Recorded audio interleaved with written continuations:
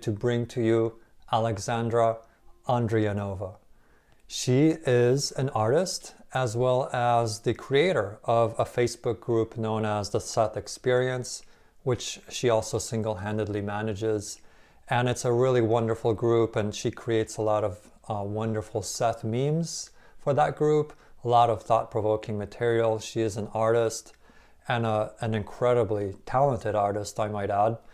And so we are super, super excited to have her here at the California Seth Conference. This is her first time speaking, and hopefully not the last time, because I feel like we're gonna get a really incredible, wonderful experience here, the Seth Experience through Alexandra.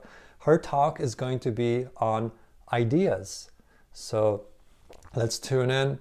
I want to remind everyone that there will not be a Q&A for this, so go ahead and type away and interact in the chat, but we will not be doing a live Q&A for this talk. So without further ado, let's go ahead and begin with our first speaker of Day 2, 2022 California Seth Conference. Let's welcome Alexandra to our multi-dimensional stage.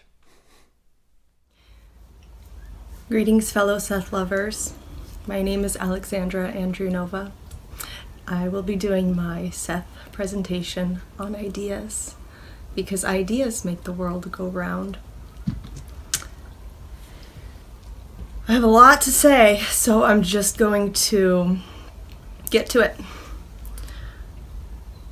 When the invasion on Ukraine happened, which is, as many of you know, where I'm from, and a bit of earth that I love with all of my heart. When that actually happened on February 24th, 2022, nearly 1 month ago, I couldn't believe it. We're there, really? Here and now, we're really in that place again. I was devastating. I had relatives that were in Kiev, that were living in Kiev. My cousin and her family and her little daughter Anastasia, and we were in contact during those first few days. And they were telling me that everybody was gathering in the garages of the buildings that they lived in, because the buildings are over 25 stories tall, and at night they would gather in the garages and sleep there, and in the daytime her little girl, my niece Anastasia, she would sleep in the bathtub, as the parents would take turns sleeping. That was devastating. But I have to remember and make the very important distinction between primary and secondary experiences. An idea I've never even heard of before Seth, I don't think. Seth says that those that don't believe in war will not experience war directly. My primary experience in this moment is not of war. It is not of bombs. It is not of smoke in the air. I see sunshine and greenery, tulips growing, plants everywhere, my babies surround me. I can almost feel the 400 sunflower seeds I planted in the backyard and all over my property, sprouting and coming to life. So this brings me to my first very important point, and that is the distinction between primary and secondary experiences. A primary experience, as defined by Seth, is that which exists immediately in sense terms in your moment of time, the contact of body with environment. A secondary experience is information that you receive through reading, watching television, discussions with others. Secondary experiences are highly symbolic. Reading about a war in the middle of a quiet afternoon is not the same thing as being in a war, as Seth says. And many of us are not in a war, and we have to remember this. Reading about the possible annihilation of mankind through nuclear destruction or other stupidities while you are sitting calmly enough in your living room is obviously divorced, far divorced from the actuality described in an article or on the news or what have you. These are very important points to remember when it comes to keeping one's own sanity, especially in times like these. Seth states that while disasters imagined or encountered second-handedly may later occur, they are far different from physically encountered ones. You only add to their unfortunate nature by negatively brooding upon what might happen in the future, and you destroy your own stance in time. Understand that everything is energy, conscious energy, to whatever extent. Where you focus your attention, your energy, that is what you attract more of. Seth says, I quote, "You are meant to deal with your immediate primary experience, and in so doing, you take care of your responsibility. You are able to take action in your own experience and therefore affect others." This is not about being ignorant of wars in other countries, nor is it about closing your eyes to the injustices of the world. If you allow these experiences to overcloud your present valid intersection with reality, as Seth says, then you speak and act from a position not your own and deny the world whatever benefits your own present version of reality might allow you to give. The body must react to present immediate primary existence in space and time, like currently my cat, spontaneously scratching at this door.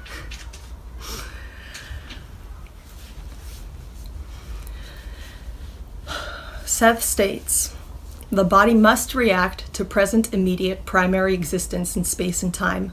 Otherwise, you confuse your psychological and corporal stance. For the body cannot be in a situation of safety and danger at the same time. It wastes its resources fighting imaginary battles. Now, for some people, war is a primary experiences, and they must react to that primary sense data. But I must remember that it is not currently my primary experience, because if I choose to take that on, if I focus there, and yes, it is a choice, whether conscious or not, it is a choice. I confuse myself and my body. I'm essentially putting my body into a state of neurasthenia, which is nervous exhaustion, and thereby overtaxing it. And I can be of no help to anyone if I do that. Which brings me to worry. Here's a radical idea. To worry is a choice, and it is a deleterious one. Seth says the following passage, and I agree entirely. Your society teaches that it is almost virtuous to worry.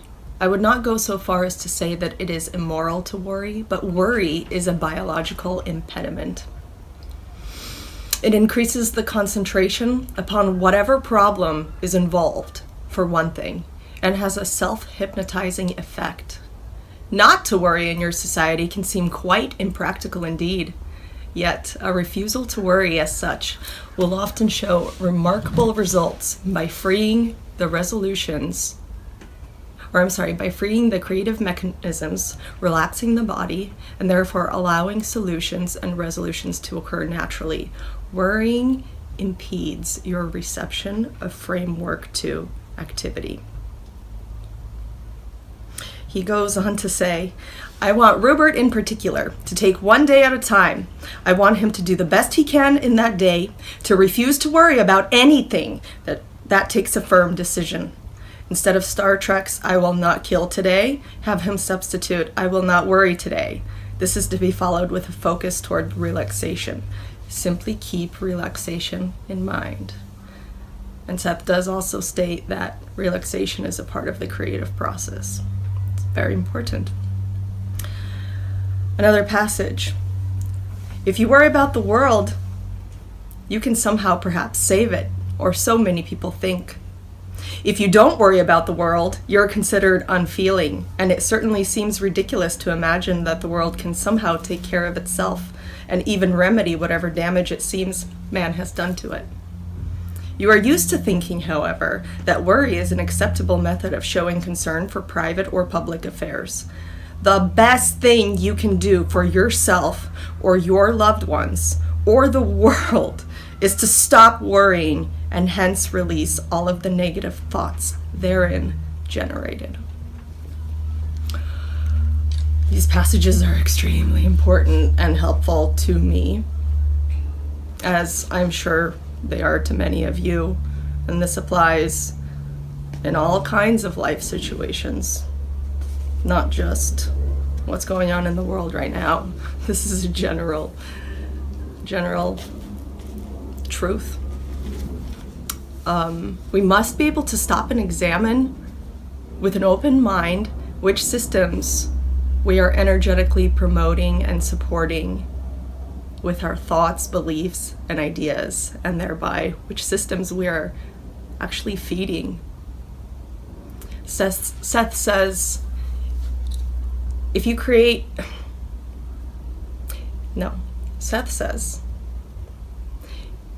you hate, you create a reality full of hate. And to the extent that you hate, you find reality hateful. To the extent that you fear, you create a fearful reality. To the extent that you love, you create a lovely reality. To the extent that you create a reality full of creativity. And this is my message. We're literally feeding those systems to which we give our energy and focus.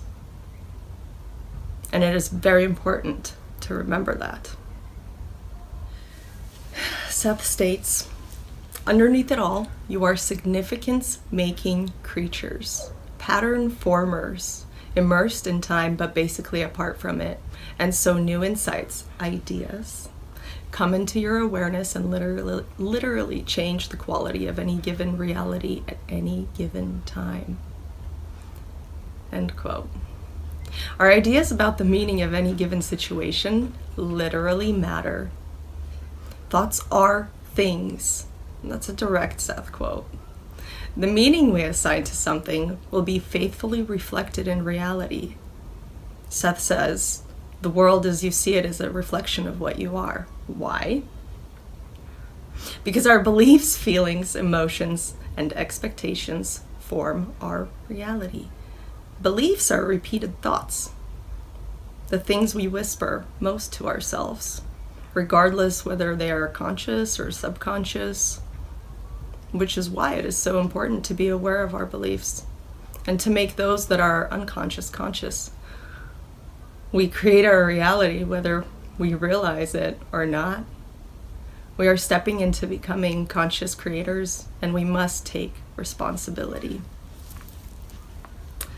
There's a passage, and I'd like to read a Seth passage. You are meant to look at your physical condition, to compare it against what you want and what is good, and change the inner self accordingly. Any evils in the world are symptoms of your own inner disorders and are meant to lead you to cure them. There is a beauty and a strength and a joy in looking within yourselves and a freedom from bondage. And I hope that when I am finished with you all, you will taste some of that joy and freedom. You will not get it from a book. You will not get it like your chocolates, indicating the box on the table wrapped up in a merry box. You will not get it by making exceptions. You will not get it by saying, I am the exception to the rule. You will not get it by running away from yourself. You will find this joy and this freedom by learning to look inward and by realizing that you create the reality that you know. Now I speak to you somewhat harshly, and yet all of you know that what I say is true. You must look inward and apply these truths. It does no good to look outward and apply them to others. You must take the first step and take the responsibility for yourself, and then you have the freedom to change. If you do not accept the responsibility, then you do not have the power to change, and the power to change is within you. Seth says also that there are no limitations to the self. This is reiterated over and over throughout the material. In relation to this, I will also use the following quote. You necessarily limit your own knowledge or the knowledge possible to you when you limit your definition of reality or possibilities of reality. End quote. If you fight for your limitations, you get to keep them. Our journeys are about conscious expansion. And ideas are what make the world go round. Seth famously quotes, "Ideas are more important than genes."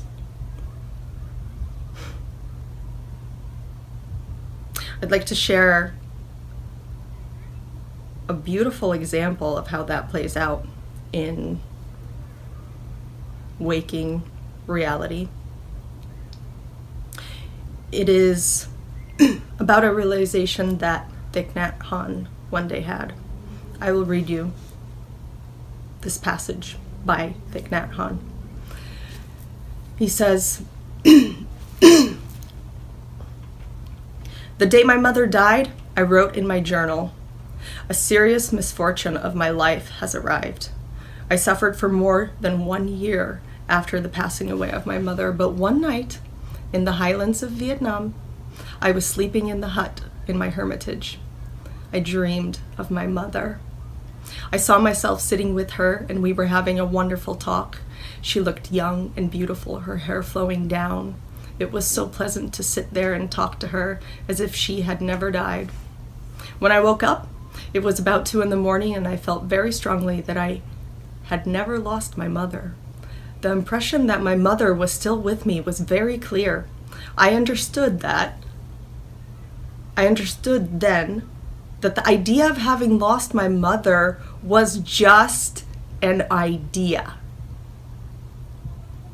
It was obvious in that moment that my mother is always alive in me. I opened the door and went outside. The entire hillside was bathed in moonlight. It was a hill covered with tea plants, and my hut was set behind the temple halfway up. Walking slowly in the moonlight through the rows of tea plants, I noticed my mother was still with me. She was the moonlight caressing me, as she had done so often. My mother was still with me. Very tender, very sweet, wonderful. Each time my feet touched the earth, I knew my mother was there with me. I knew this body was not mine, but a living continuation of my mother and my father and my grandparents and great-grandparents, of all my ancestors. Those feet that I saw as my feet were actually our feet. Together, my mother and I were leaving footprints in the damp soil.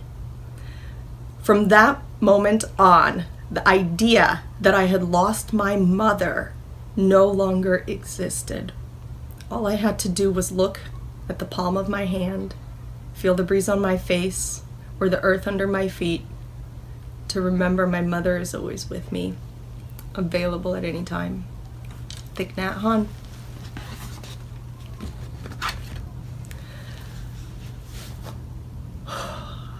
Let's drive this home in connection with Seth. Thich Nhat Hanh suddenly had an idea, brought on by a dream experience, that completely changed his perspective about a singular event, which in turn changed the nature of the event itself, that being his mother's death. This is what Seth means by The present is the point of power, and the past can be changed in the present. There's a quote that says, "A new belief in the present, however, can cause changes in the past and on a neural level. Time is simultaneous. Present beliefs can indeed alter the past."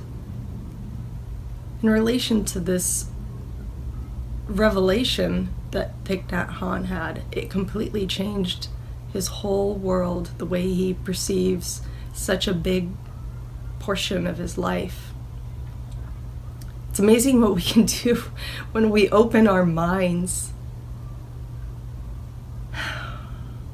When our perception of an event changes, the event itself changes. There's a transformation that occurs.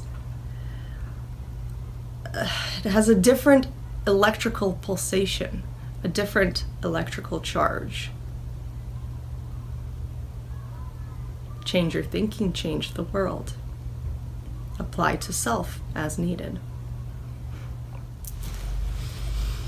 Seth states, in the terms of evolution as you think of it, ideas are more important than genes, quietly. For we are again dealing with more than the surfaces of events. We are dealing with more than some physical mechanics of being. For one thing, the genes themselves are conscious, though in different terms than yours. Your cultures, your civilizations, obviously affect the well-being of your species, and those cultures are formed by your ideas and forged through the use of your imaginations and your intellects.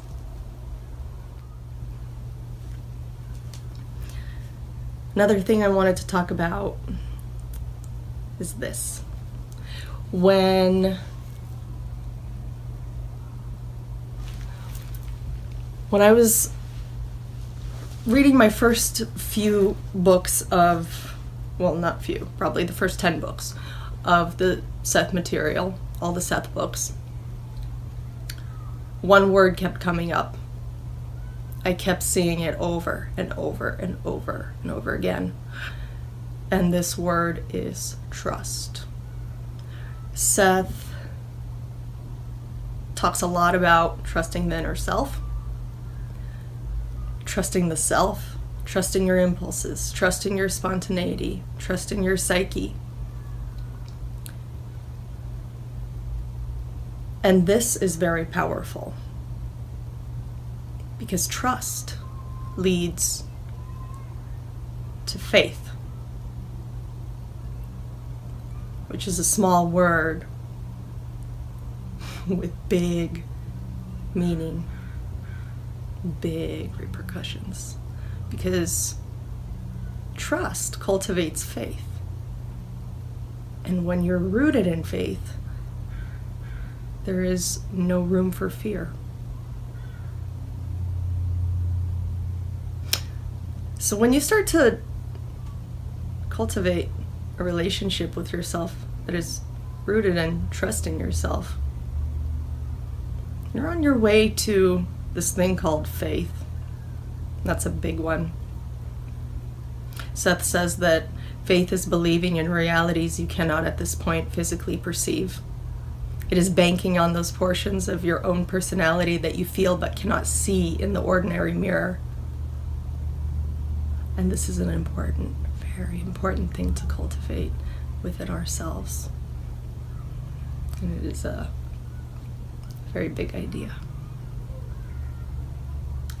There is a very ancient, very beautiful Native American legend that I'd like to share with you all.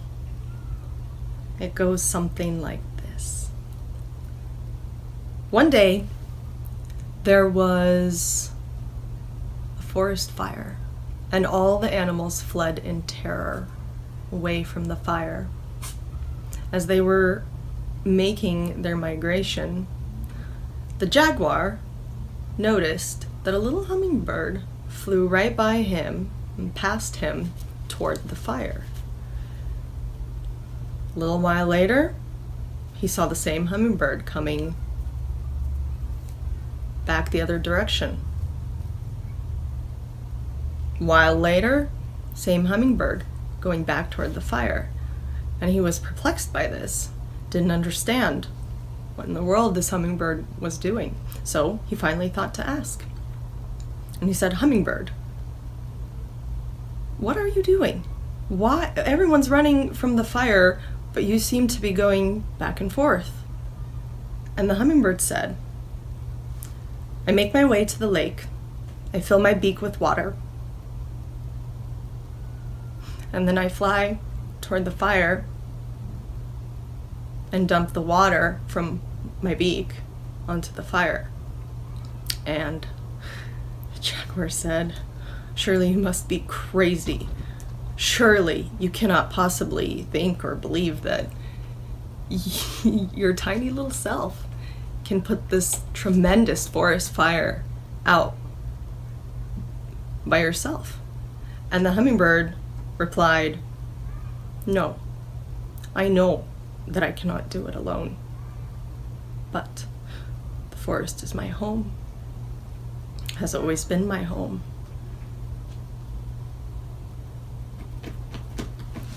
And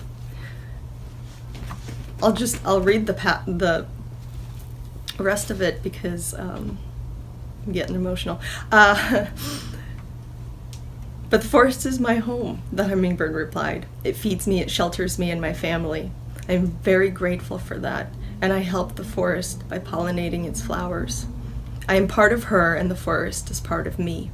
I know I can't put out the fire, but I must do my part." At that moment, as the story goes, the forest spirits who listened to the hummingbird were moved by the bird and its devotion to the forest, and miraculously they sent a torrential downpour which put an end to the great fire. Now, Native American grandmothers would occasionally tell this story to their grandchildren and then conclude with, "Do you want to attract miracles in your life? Do your part." Jane has this amazing quote. It goes like this: "You have no responsibility to save the world or to find the solutions to all the world's problems, but to attend to your own personal corner of the universe. As you do that, the world saves itself." All of this brings me back to our current world situation and war, and Seth's ideas intertwined with my own ideas of how to help and how to create a better future. So I examined my own feelings and emotions and ideas about the so-called monsters in our world. And this is how I perceive them. This is my own quote. "I believe that at the heart of what may look like evil from the outside, there is just a scared kid on the inside, misguided and confused, who has forgotten momentarily who and what they really are, which is the universe, or all that is, made manifest." End quote.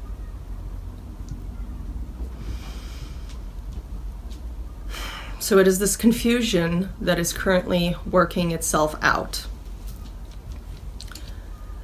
I do not hate them, nor beat my chest about the injustices they are creating in the world.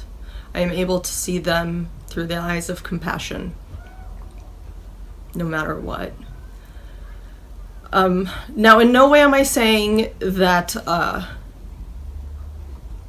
to hate them or be angry or to be upset is in any way wrong. No, we must feel our feelings and emotions, and we must express them and thereby release them, transmute them, make space for new ideas and emotions. Otherwise, they bottle up and boil over, and we find ourselves with a self-created Pandora's box full of shit. So it's very important to feel your emotions, express them when you feel them, and release them. Now here I'd like to speak of war, intertwined with Seth's and my own ideas of peace. And I'd like to start with this quote by Dalai Lama. So it goes like this.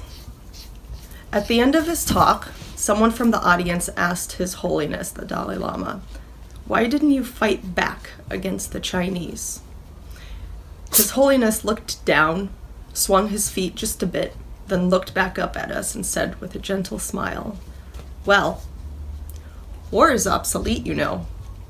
Then, after a few moments, his face grave, he said, "Of course, the mind can rationalize fighting back, but the heart would never understand for it. Then you would be divided in yourself, the heart and the mind, and the war would be inside you." It's probably the best explanation I've ever heard for not fighting back. And very true. Seth says, there are deeply hidden areas of human behavior far below the surface of actions, and these cause the actions. They are psychic exchanges. Before the beginning of any war, subconsciously, each individual knows not only that a war will occur, but its precise outcome. Battles, like other physical acts, exist first in the mental realm.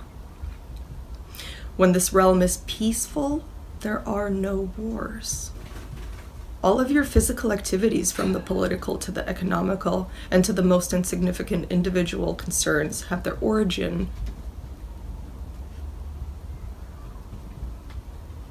in mental existence, and their outcome is known. To create a harmonious inner existence is a positive act with far-reaching effects and not an act of isolation. To desire peace strongly is to help achieve it. To accept war helps prolong its physical existence. These are not idle words, nor are they meant symbolically. This is another beautiful passage of Seth's on war. When every young man refuses to go to war, you will have peace. As long as 20 men insist on fighting a war, you will not have peace. As long as you fight for gain and greed, you will not have peace. As long as one person commits violence for the sake of peace, you will have war. Unfortunately, in the condition in which your world finds itself, it's extremely difficult to imagine that all the young men in all of the countries at the same time will refuse to go to war. And so you must work out the violence that violence has wrought.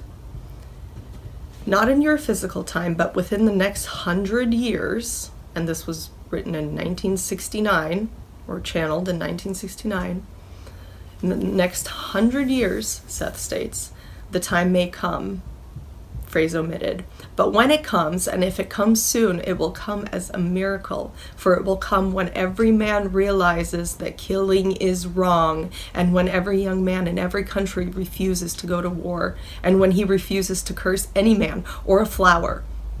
You do not defend an idea with violence. With violence, you kill an idea. So, what's my great idea in regards to bringing peace to the world and making the world a better place? Well, it's hardly original, I'll admit, but it's what I see as being the most important. And that is cultivate peace within. Cultivate peace within your own corners of the universe. It starts at the heart of every single individual and is each individual's responsibility. Seth says, the approach should not be fear of war, but love of peace. When we raise our vibrations, they become infectious, so to speak. So let us be the change we want to see in the world. Fighting for peace is like fucking for virginity. Cultivate the peace within. Be the peace. Be kind to yourself and others. Be patient with yourself and others. Forgive often. Be present in your primary experience. Life is joyful. Be here now. Relish and find joy in little exchanges between you and your loved ones. This is a little something that I wrote also to help inspire. When we concentrate upon what is right in the world, what is goodness, what is beauty in the present moment, we access a channel of great personal power.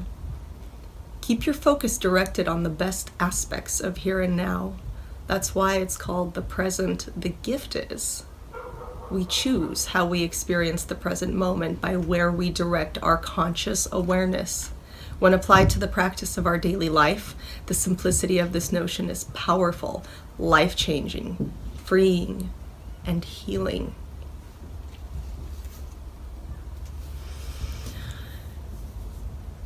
Global peace is possible, but we must believe this, for our beliefs create our reality.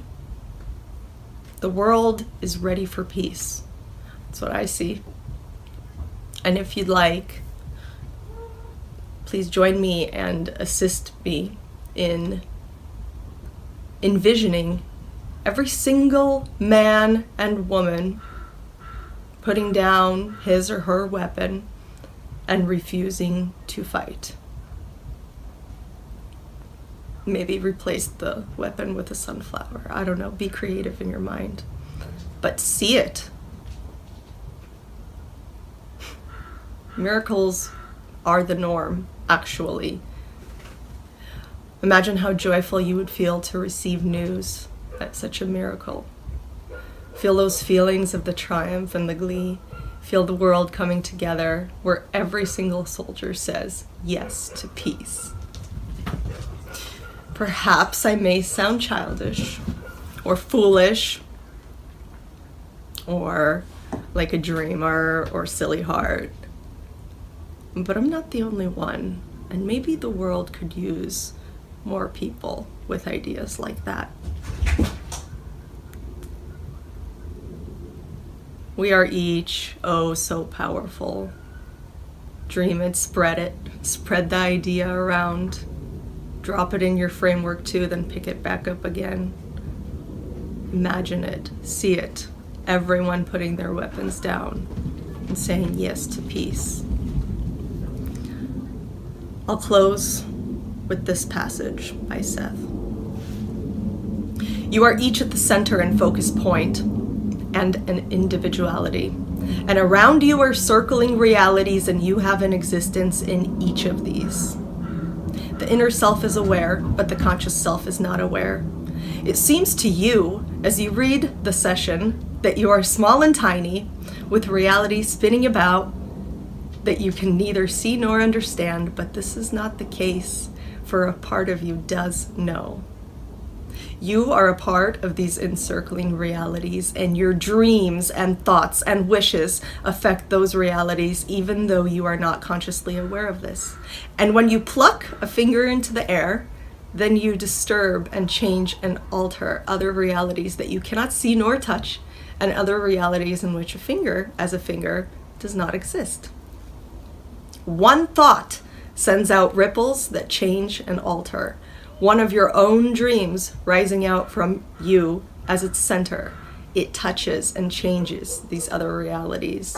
There is no feeling that you have. There is no word that you utter. There is no thought hidden in the deepest environment of your brain that does not have a reality different than the one you know. That does not reach out and change and grow and alter worlds of which you have no knowledge. Hope this was helpful information to some of you. This is kind of what was in my heart and where I was guided to go with this presentation. So I've hit all of my most important points. And now it's time to go. This is my contribution. And thank you so much for taking the time to listen to me. Peace.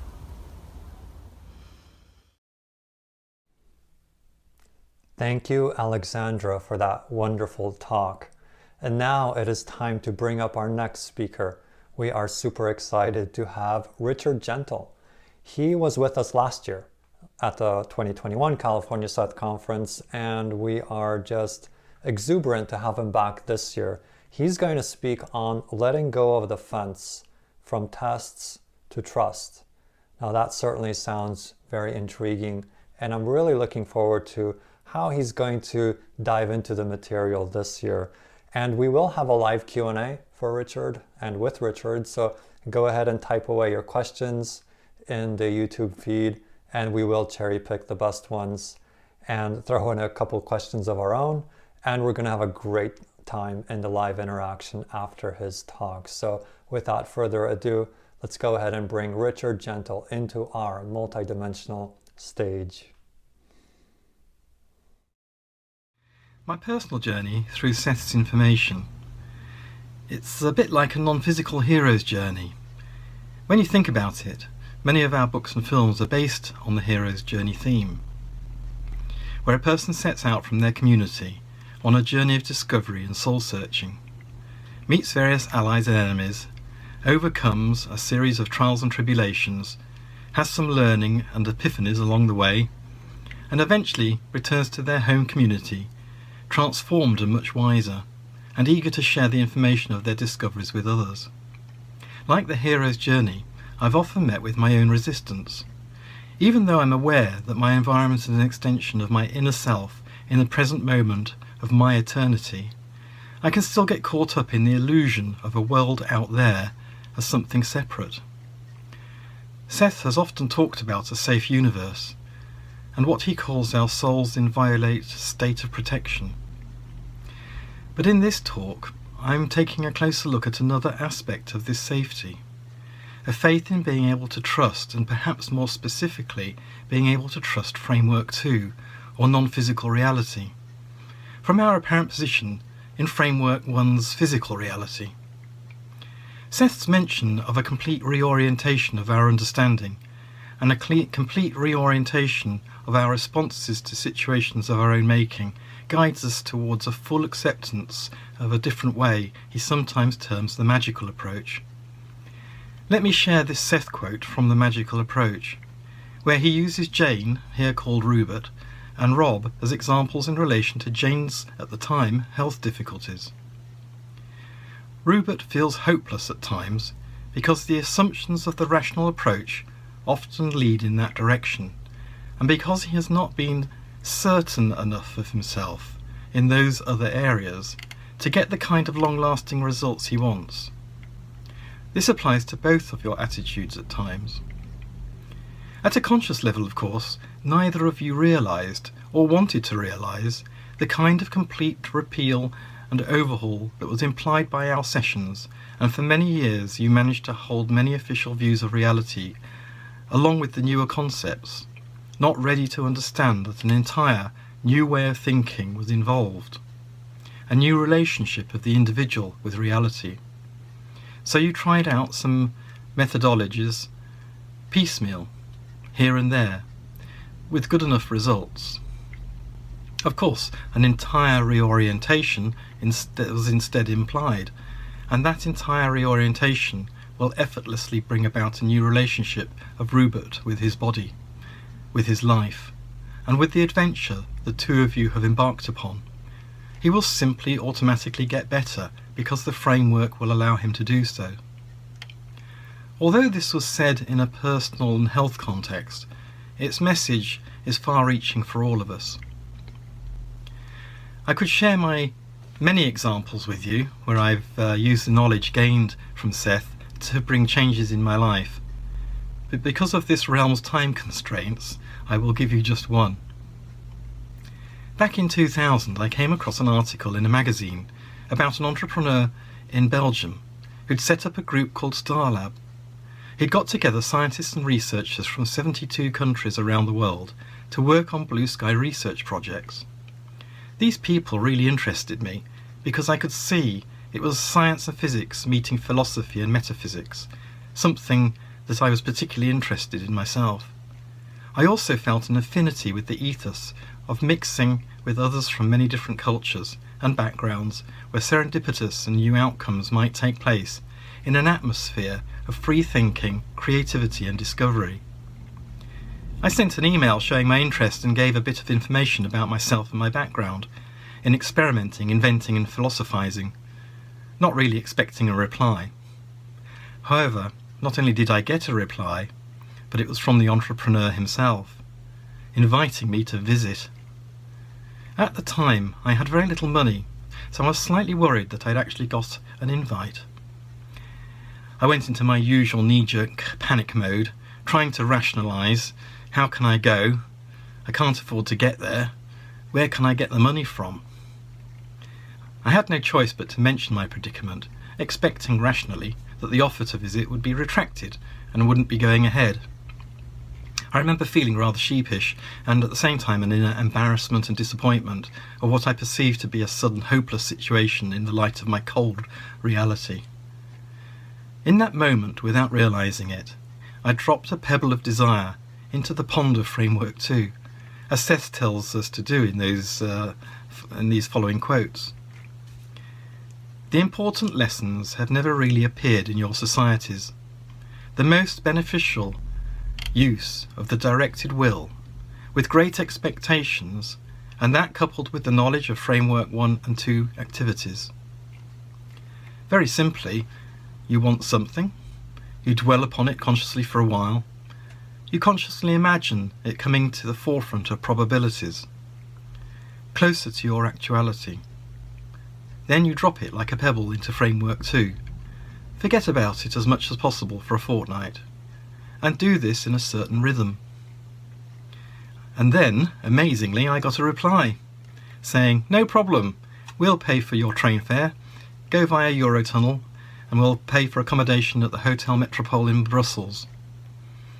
Well, the Hotel Metropole was quite a glamorous place with neo-Renaissance and Louis XVI styles in its architecture. In the evening I even played their grand piano for a while in the public lounge. My meeting the following day was a sort of interview, then some hours of delay, and then a private meeting with only the entrepreneur and myself, where he told me of his hopes and dreams for Starlab.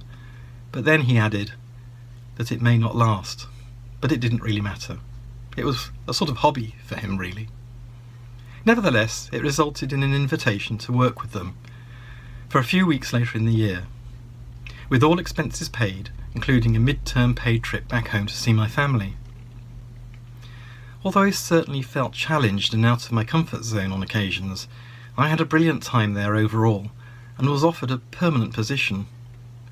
However, I started to feel some inner doubt for Starlab's future, after the person who was managing the finances moved to Barcelona to set up another branch. Without him overlooking expenditure, I felt that the group was on dodgy ground, and it soon went into liquidation. 9 years later, Barcelona Starlab suddenly sent out an invitation for a reunion, and an opportunity to visit and hear about new developments. Again, I had little money to travel, but inside I felt quite excited by the prospect of going, and a few days later a further request was sent. Please let us know if you can attend. Well, I said I would go, but I asked to put down as a maybe. A few more days passed, and another email. If you would like to give a talk, please send us the title so we can include you on our list. So here I was in Rational World, realising that I wanted to go, despite also feeling a bit nervous about going. And not being a seasoned traveller, I was also having to go alone. But I really liked the idea of giving a talk, even though I wasn't likely to be going. I needed a title that would appeal to scientists and researchers, I'd been reading some articles at that time on quantum physics and Italian experiments with the speed of light. Suddenly a title came to me, and I emailed it off: Quantum Mass Superstructures. Now a new worry. What on earth was I going to talk about based on that title? It was at this point that I consciously dipped into Framework 2. I opened a blank PowerPoint presentation and started to let ideas flow to me. Surprisingly, my talk started to make sense, and I completed quite a good talk after only a few days' work. I emailed it to Starlab. I still had the worry of money. In fact, I still couldn't go, and there were only a few weeks left. You might be wondering by now, why doesn't he ever have any money? Well, it's a long story, but basically, I'd got into debt over a number of years, not going on exciting holidays or buying lavish gifts for myself or friends, but simply living beyond the means of any employment I managed to acquire. Most of the debt arose through owning older cars and having constant running and repair bills. I was also paying for rented accommodation and had been from an early age, since the age of 20. But anyway, I was either without work, in low-paid employment, or already at the top level of my pay grade, where nowhere else to go. I'd been trying to live the rational approach, but unfortunately, rational options were not working out for me, because they were out of alignment with who I really was. They felt uncomfortable. I developed a bit of a belief that work was about suffering, and I wanted a way out, even before I really got in. As a result, I was constantly dipping my toe into the waters of both rational physical reality and non-physical magical escape, trying to find an easier way to manage, seeking out spiritual teachers, attending talks and workshops, and not realizing, for many more years in fact, that I had developed a piecemeal attitude, the very thing I read to you in that address from Seth to Jane and Rob. So here I was, having now completed and sent my talk, realizing that I'd probably be cancelling going to Barcelona, but in that instance I surrendered. I let go. Seth adds to his Pebble into Framework 2 statement. The relaxation involves a curious sense of dropping down inwardly, of going slowly beneath the realities we usually recognise. Some months before the Barcelona opportunity, I'd put in a compensation claim after the UK admitted cases of pension mis-selling. It seemed I had a good case, but I knew, for other reasons I won't bore you with, little of my reimbursement would be coming to me directly. However, one rebate was permitted to come to me, and suddenly I received a cheque with enough to cover my airfare and a hotel. Barcelona was suddenly a go. Everything went well, and as it turned out, my talk had some crossover with a talk given by the chief scientist, and his talk had some crossover with my talk, in an area of unknown reality. In fact, I'm quite sure in hindsight, there were times when writing my talk that bits of it were channeled to me in what I will call moments of relaxed concentration of focus. Indeed, Seth says, become aware of waking experience and stray thoughts. See what miracles are there. Be gentle with your own spirit and not a disciplinarian. After returning from Barcelona, I was slightly overdrawn by £176. I settled into being back at home and then opened my mail.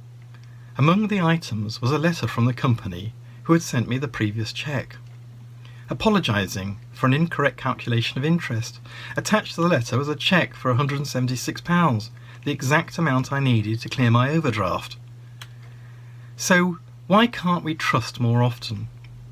Perhaps there's a clue or two in this quote from Seth. I want you to see where your beliefs conflict with each other.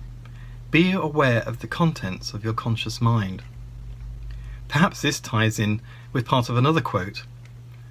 And if you believe that you are poor, and always will be, then so your experience will so prove to you. Your beliefs meet you in the face when you look in the mirror. They form your image. You cannot escape your beliefs. They are, however, the method by which you create your experience. And Seth can, of course, make it even shorter than that. You get what you concentrate upon. There is no other main rule. And so here I was, still experiencing worry over money, and yet I was surrounded by other evidence that I received it when when it was needed. Over the next year, and even with a fairly good job and a professional job, I was still managing my historic debt. At least I hadn't increased it in over 10 years, and was managing to live within my means. But it was tough and caused a deep anxiety for my future, and concern that those old debts could be called in at any time. And then, one day, I reached the realization that I was not qualified or experienced enough for any normal job that would pay what I needed to clear my debts and lead to a better life. So I left the rational world of my parents and peers and went self-employed. First as a book writer and author, and then later as a web designer. I continued to re-examine my beliefs, reading as much Seth material as I had available, looking for any additional clues to what might be missing or even misunderstanding. I certainly now had the time to focus more fully. I observed my knee-jerk reactions in many different situations, and my trains of thought, particularly around money. At one point I could see in my imagination a funnel of abundance just above my head, but I could also see a cork wedged in the bottom of that funnel.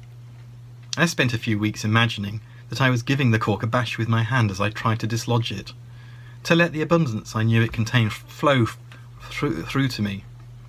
I imagined being showered with golden coins.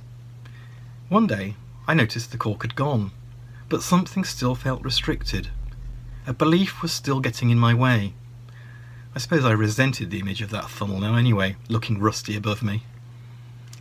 I tried to turn my imagination to inside my brain and looked at the synaptic pathways firing little sparks of light. I suddenly became aware of a fat tree-like root winding down through my head and veering off to the right. I wondered about its connection. It seemed to represent stuck thought patterns, habitual thinking. Maybe I could try moving it, detach it from wherever it was going, switch it over to a different, more beneficial position. But it felt stubborn and looked rigid. For several nights I lay in bed, imagining the fat root beginning to wither as I cut off its supply of negative thinking. And then one night I was able to move what remained to a different location. I watched as it reconnected, and then over a few days became stronger. I definitely felt much better. While writing this talk I came across a couple more Seth quotes. The first one includes an interesting image. Recognize resentment when it is felt, and then realize that resentment can be dismissed. Initial recognition must be made. Then you must imagine removing the resentment by its roots and replacing it with a positive feeling. And this one. Your world is formed in faithful replica of your own thoughts. If you think positive suggestions to yourself about a situation, you send telepathic ammunition for positive use. You must learn to erase a negative thought or picture by replacing it with its opposite. And that is what I'd done in my imagination. Another thing I realised was that there were words used in my society which I found to be, for me, loaded with negative connotations. I think you can guess what a couple of them were. Work and money. They seemed synonymously connected. You had to work hard to get money. You only got money if you worked hard. I'd actually read from another one of my sources some time ago and mentioned that wealth was not actually rational. There were people doing very little and getting a lot. And there were people doing a lot and getting very little. Go figure. As already said, I had by now realised that however hard I worked, I could never earn enough in the jobs I was qualified to apply for. And I no longer wanted to spend more months or years taking more courses, doing more retraining. I'd kind of been there and got the t-shirt. My fear of conventional work from early adult life, coupled with childhood experiences of negativity associated with money, both at home and throughout my school years, was throwing up some interesting thoughts and feelings. And then I had an idea. If I remove the words from my thinking and change my vocabulary, I remove their associations. As Seth said, it does not do to repress negative thoughts, such as fears, angers or resentment. They should be recognised, faced and replaced. So I replaced the notion of having to work for money. with money coming in other ways and also in unexpected ways. I replaced hardship in attaining money with ease of acquisition. I replaced the single point of monetary origin from one job to multiple income streams, where I could perhaps take on a variety of smaller projects. In my mind, streams were friendly and playful. They made me feel more joyful.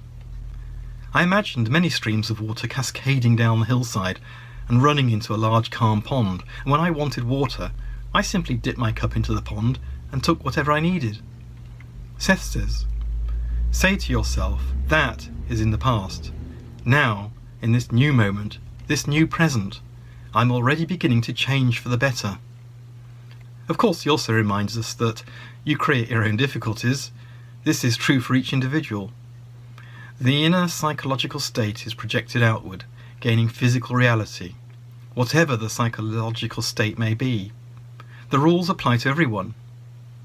Knowing this, you should try to realize what your psychological state is and change your conditions for your own benefit.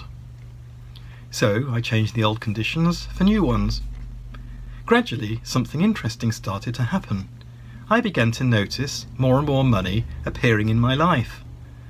It arrived in different amounts in unexpected ways, and with so much ease I stopped thinking about money. Work I could do and both enjoy came to me easily. I was also receiving offers of good deals to pay back and close some of my debt cases.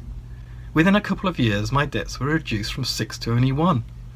And let me just say, the estimated time projection given to me for clearance of my final debt, which was taking me ages to sort out, at the rates I'd been paying back, was, and I quote from the letter, debt-free by age 127.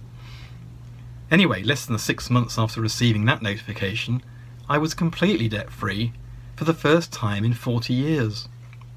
But here's another interesting thing. On paper, in normal world, I survive on a relatively low income. But using the magical approach and a complete reorientation in the area of my financial life, I am one of the most abundant people I know. And here's something rather strange.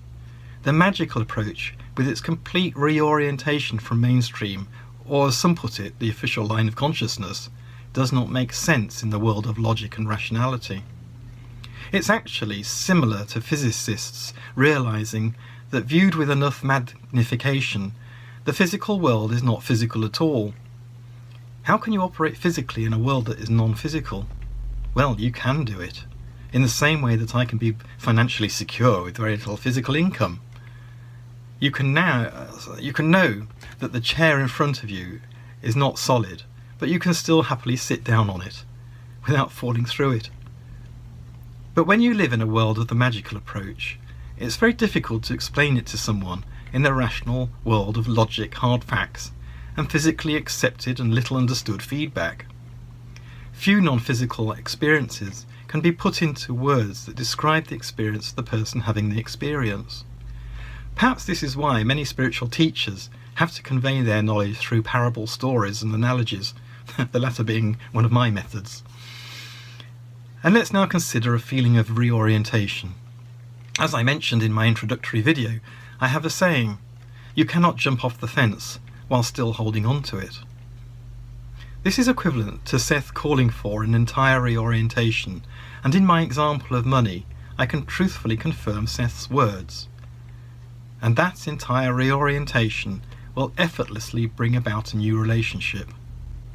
And you can add anything after that you like. A new relationship with my family, a new relationship with myself, a new relationship with my work. And note the word effortless. When I first sat on the fence, I looked to one side and observed a normal physical environment.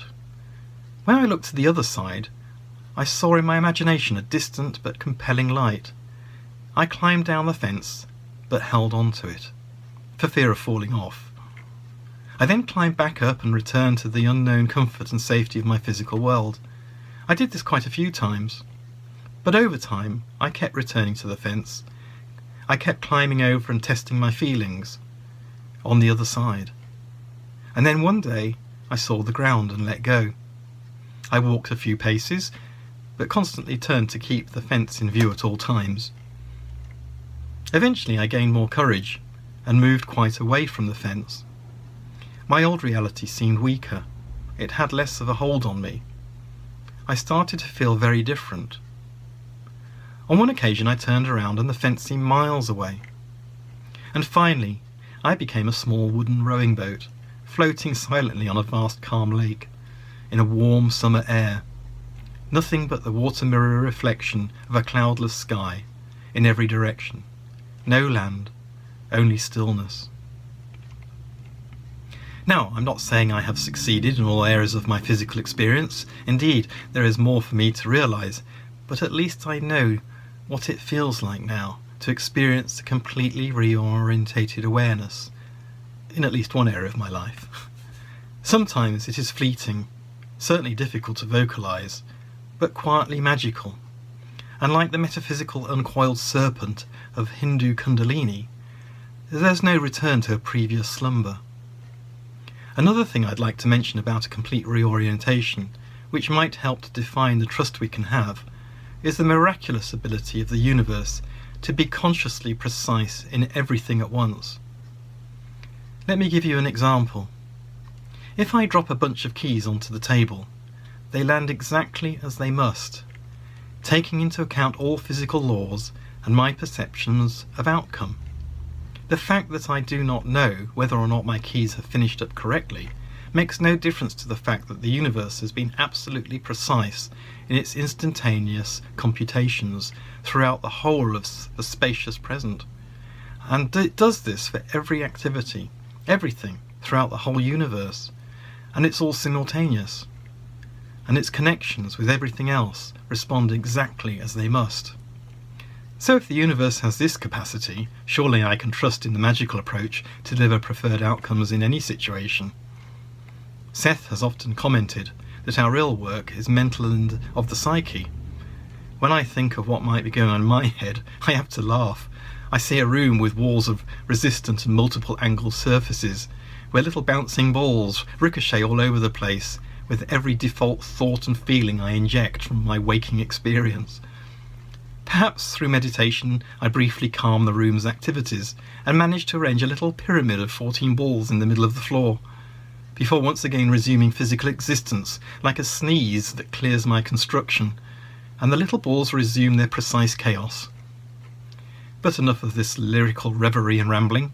Let's come back to our physical earth. Seth says, "You are participating at a level of existence in which you are learning how to transform the imaginative realm of probabilities into a more or less specific, physically experienced world. You will not progress individually or as a race until you realise that you form your own physical reality from your thoughts and feelings, and that you can manipulate matter through your mind because your mind creates it. And this is why we need to make a complete reorientation of our focus in order to understand our physical world, or as I like to call it, our physical feedback. As Seth says, you must watch the pictures that you paint with your imagination. Your environment and the conditions of your life at any given time are the direct result of your own inner expectations. If you imagine dire circumstances, ill health or desperate ill-loneliness, these will automatically be materialized. For these thoughts themselves bring about the conditions that will give them a reality in physical terms. And as quoted earlier, your world is formed in faithful replica of your own thoughts.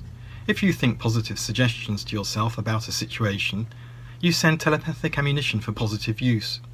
You must learn to erase a negative thought or picture by replacing it with its opposite. Many of us have become aware of an alternative reality, a reality that sits behind, so to speak, our physical universe. We may have started our journey with a personal, out-of-the-normal-for-us experience, perhaps exploration into healing, astrology, or some of the other more spiritual subjects. We come across others who may have more experience and can answer some of our questions, not available in the world of mainstream consciousness, and perhaps we set off on our own hero's journey. But even with our new understanding, we're still operating in a physical realm. Our comfort level script is waiting for us in our waking state. Our physical mind releases its flow of recently stored thoughts, and we meet our recognized official line of consciousness head on for another new day. And before we engage with our mainstream news and opinions of others, perhaps a useful bit of advice from Seth. You should tell yourself frequently, I will only react to constructive suggestions. This gives you positive ammunition against your own negative thoughts and those of others. So for me, coming across Seth's The Nature of Personal Reality in 1987 became a renewed starting point for a metaphysical hero's journey. Growing up in the UK throughout the 70s and 80s, it was quite difficult to find information on contemporary non-religious spiritual teachers. Particularly within the UK, and with no public internet back then, much of what was available was old books from Indian and Tibetan traditions mashed together with hippie movements of the 60s. On another note, Seth informs us that we make many decisions before being born into physical reality, and that this can also have a bearing on some of the choices we decide to experience. We must perhaps consider this in relation to our judgments on the behaviour and outcomes of others. For example, as I mentioned previously, Jane Roberts' health, despite Seth's advice. Occasionally, in the cold light of a physical experience, we can feel quite overwhelmed, regardless of all that we know. In my own case, I sometimes wonder, did I say, oh yes, I'll do that, I'll learn about that too, and I'll take on that task. Yeah, I might as well do that as well. I reckon I only need one lifetime. Furthermore, when you express an understanding of the nature of personal reality, but then act in a contrary way like that, because, let's face it, you don't feel perfect in many of these areas, you can open yourself up to scorn or ridicule from those who believe in a physical, rational, logical and scientific world. But I have to add here, of course, that might be my belief of my reality, and it may have nothing to do with other people's experience. I hope you feel that I've managed to convey something of the transition required between a physically focused experience and a non-physical alternative, which, through the process of reorientation, can enrich your physical life, and that you can see some of the aspects and interrelated nature of the two main frameworks, physical and non-physical. As a final example, imagine something you want a friend to do for you. You might phone and explain a situation.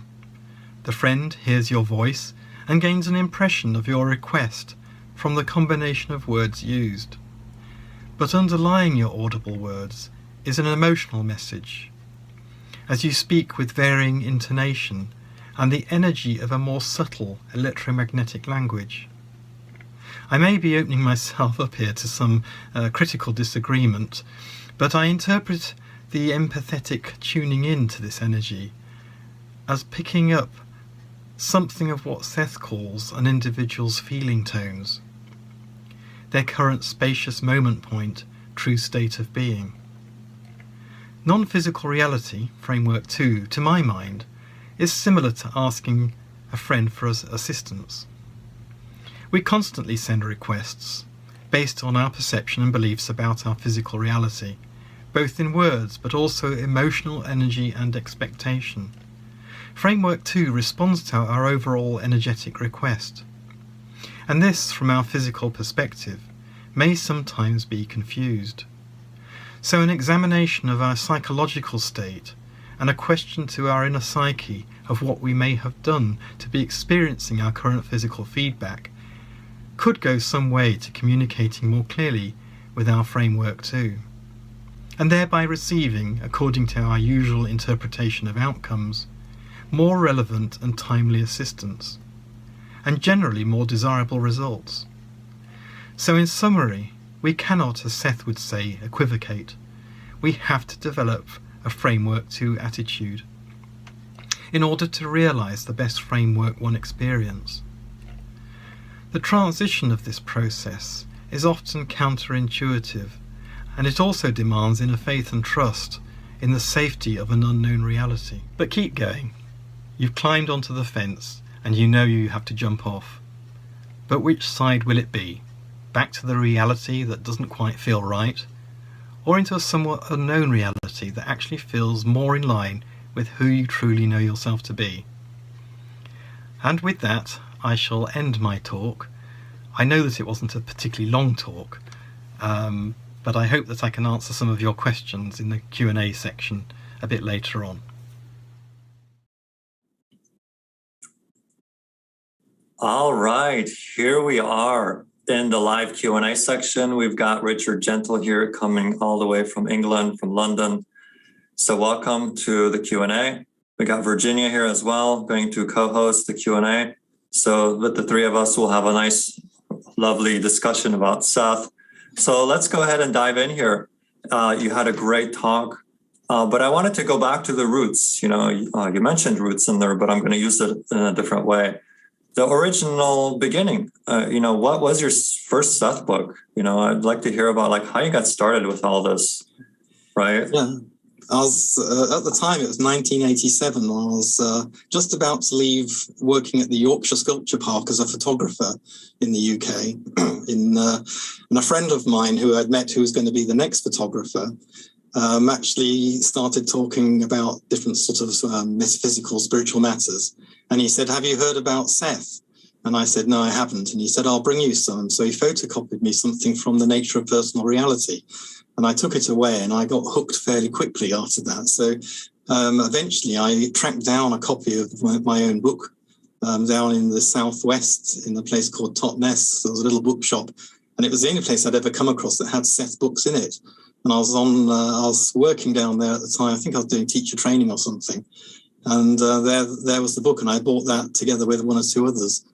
So that was my first book. So Nature of Personal Reality, that's how you started. That's interesting. Most people start with Seth Speaks, but, you know, it finds you the way it finds you. So what grabbed you, right? You mentioned kicking around metaphysical ideas and concepts. So was there something about the Seth material that really kind of like stood out as like, hey, I really want to dive into this? Was there, was it parallel realities? Was it the you create your own reality? Was there something about it that really grabbed you? I think there's some of the things like, your point of power is in the present, and the only time that you can really change anything is your moment of now. The spacious present part, I think I started to understand a bit later on, but it was certainly this idea of also creating your own reality, which is one of the strongest themes through the Seth materials. And I thought, well, that really ties in very well with the things that I've read about and have been interested in. And of course, the breadth of the Seth material, it wasn't just focusing on, say, law of attraction or making money or all the sorts of things that are very popular in the sort of entry levels, I call them, of the spiritual world, where people might say start with numerology, astrology, palmistry, and a bit of fortune telling and things like that. That sort of gets people into this sort of subject very often. But Seth seemed to have so much depth and such an extraordinary oversight. And I also like the fact that he wasn't just someone's dead relative, and that this knowledge was coming from a place that was really a big overview of the universe almost, not just of the planet Earth. Well, I have to agree that when you start in with the present as your point of power and you create your own reality, you've kind of got it all right there, right? It puts the responsibility squarely on you, on all of us, right? Rather than wishing conditions were different so that you can feel better, right? So that, and then of course, of course, we all recognize how much it's just so rich. I always call it the doctoral program in metaphysics because it really is. It's all there. He leaves no stone unturned, right? Yeah. So I love that. That first book that I read, The Nature of Personal Reality, for me, in a way, everything that Seth delivers is actually in there in various forms. Mm-hmm. Obviously, he expands on it in a way that we can access it more easily through the other books. But if you just had that book on its own, it would be one of the best things you could take with you. Yes, I have noticed that reading the material too, where it's like you have a certain concept and you think he's expanding upon it in the later books, but you come back and read Nature of Personal Reality and you realize, oh, it's been there all along. It's just, you kind of glossed over it. You know what I mean? So it is all in there. Yes, I agree. I mean, as lots of people who read Seth have also commented, you can read the same book again and again and think, did I actually read this book? Absolutely. It's almost like you get several books in the same book. Absolutely. It was Nature of Personal... I'm sorry, Virginia. Just one more thing. I was just going to add, I'm sure you found too, that reading the early sessions, thinking, oh, this is going to be really beginning stuff. And it's like some of the most advanced material that there could be. But that does kind of raise the question, Richard. So have you, anything you'd say about kind of how your ideas have evolved as you found your way through the Seth material and also writing your book?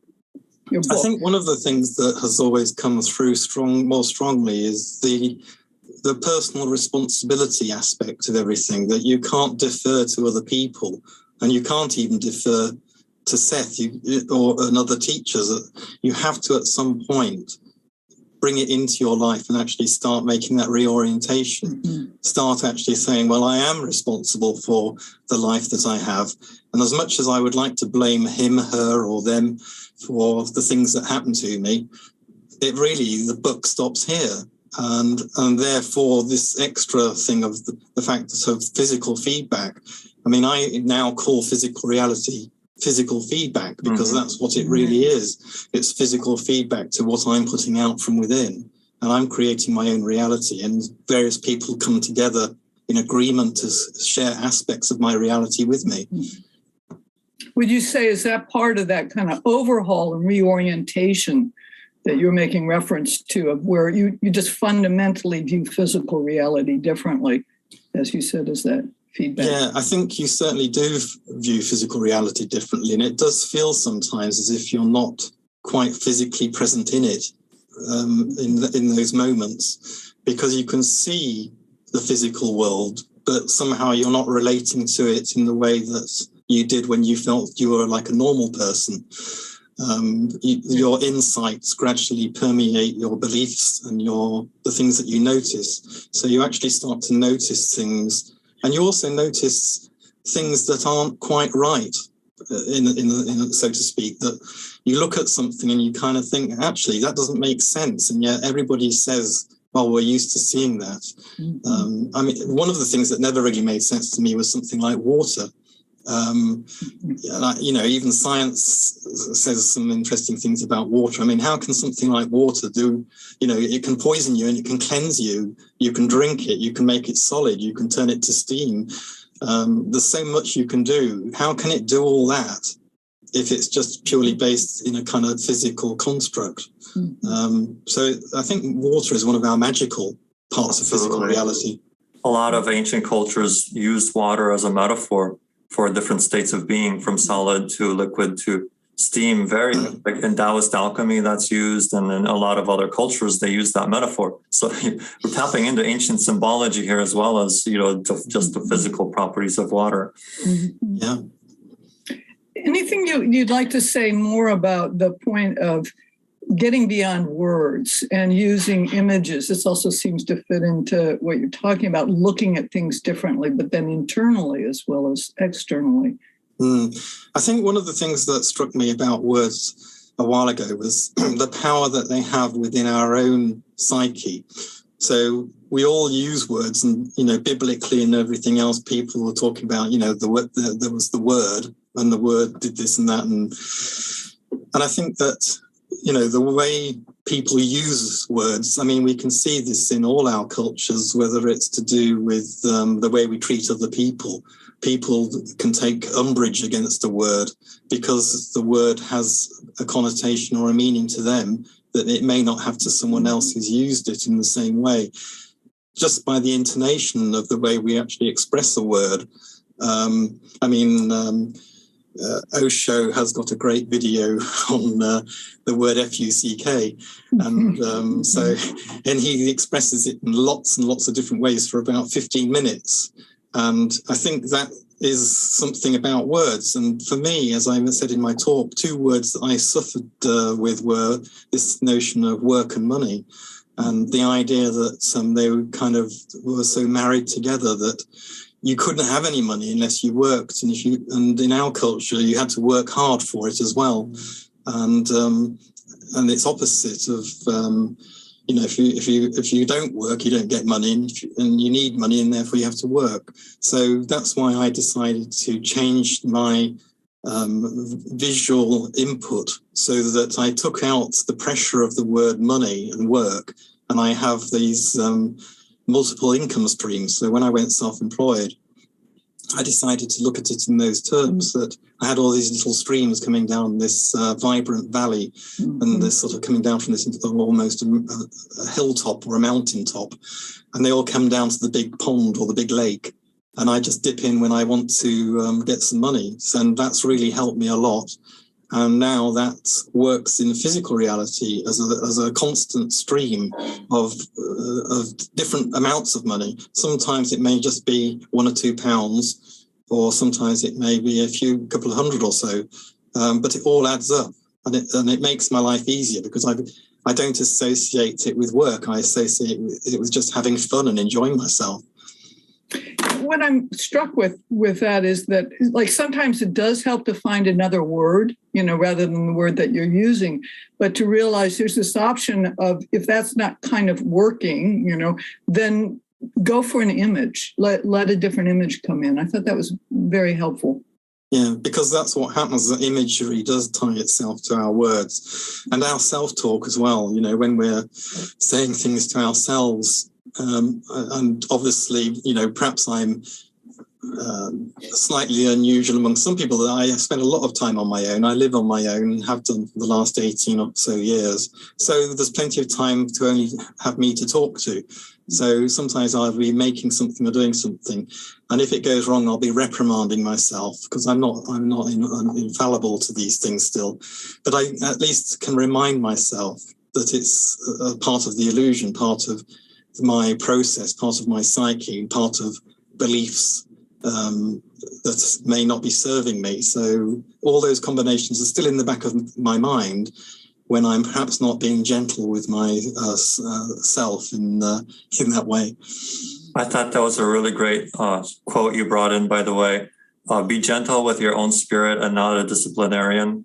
So important, because it's a lesson I'm learning, and I think all of us are learning and relearning all along. So thank you for bringing that in as well. I think I grew up with that feeling that you had to be a bit of a disciplinarian, or and certainly my time in school, and to some extent in the home environment, there was a certain discipline that was seen as a positive thing. And if you didn't want to do something, sometimes you had to make yourself be able to do it. And sometimes when we do those things, it is rewarding in its own way, but it may not be as pleasurable getting there. Right. I definitely feel like I grew up in an environment with the belief that, if I'm hard enough on myself, maybe I will improve, right? And this is exactly the kind of beliefs Seth is talking about, is getting in touch with that and realizing, that's a reality we perpetuate on ourselves, and then we even perpetuate it on others, or perpetrate it on others in that case. And, and it's a reality, it's a frame, right? And we create our own reality, right? Taking responsibility and realizing that's a filter. And I can look at this same reality through a different lens and get a completely different effect, through redefining it. That's why I also bought myself a while ago the easy button. Exactly. That you press this big red button and somebody says that was easy. So every time I do something that I was thinking could be a bit difficult, and it turns out actually not to be difficult at all, I go into the other room and press the easy button to remind me. Yes. And this is like when, nature of personal reality, they really Seth introduces which you and which world, right? And it's like realizing we have all these parallel choices of how to handle a situation, everywhere from it's going to be dire and I'm going to suffer through it, to I can make this enjoyable, right? I can approach it in another way, right? Like you did with your income, for example. So it's just amazing tools of consciousness. So Richard, thank you so much for joining us. We're starting to run out of time here, so we're going to begin to segue into our next speaker. But thank you so much for being here and for sharing your wisdom, your experiences. Thanks, Virginia, for co-hosting. And let's go ahead and shift to the next segment. Thank you very much. Thank you, Richard. Thank you, Richard, for that inspired and wonderful talk. And now let us move on to our next adventure. Our next speaker is going to be none other than Miles Blount. He was with us last year, and we had a rip-roaring good time. And I'm really looking forward to what he will present this year. Of course, he's going to speak on Seth can set us free from the official line of consciousness, right? We already put that out there. So let's get inspired and let's move into the spacious present here with Seth and with Miles. This is sure to be another amazing, awesome presentation. And we will have a lovely and a fun Q&A with Miles. So go ahead and type away your questions while you're watching the video and allow us to cherry pick the best ones, right? So let's give a super warm welcome to our etheric stage. Let's bring Miles Blount onto the stage. Hi, Seth friends. I'm thrilled to be here. And let's dig right in and open up our Seth treasure chest and see what we can find that'll amaze and delight us. Now, the first thing I want to cover is Seth tells us that everything in existence is all that is.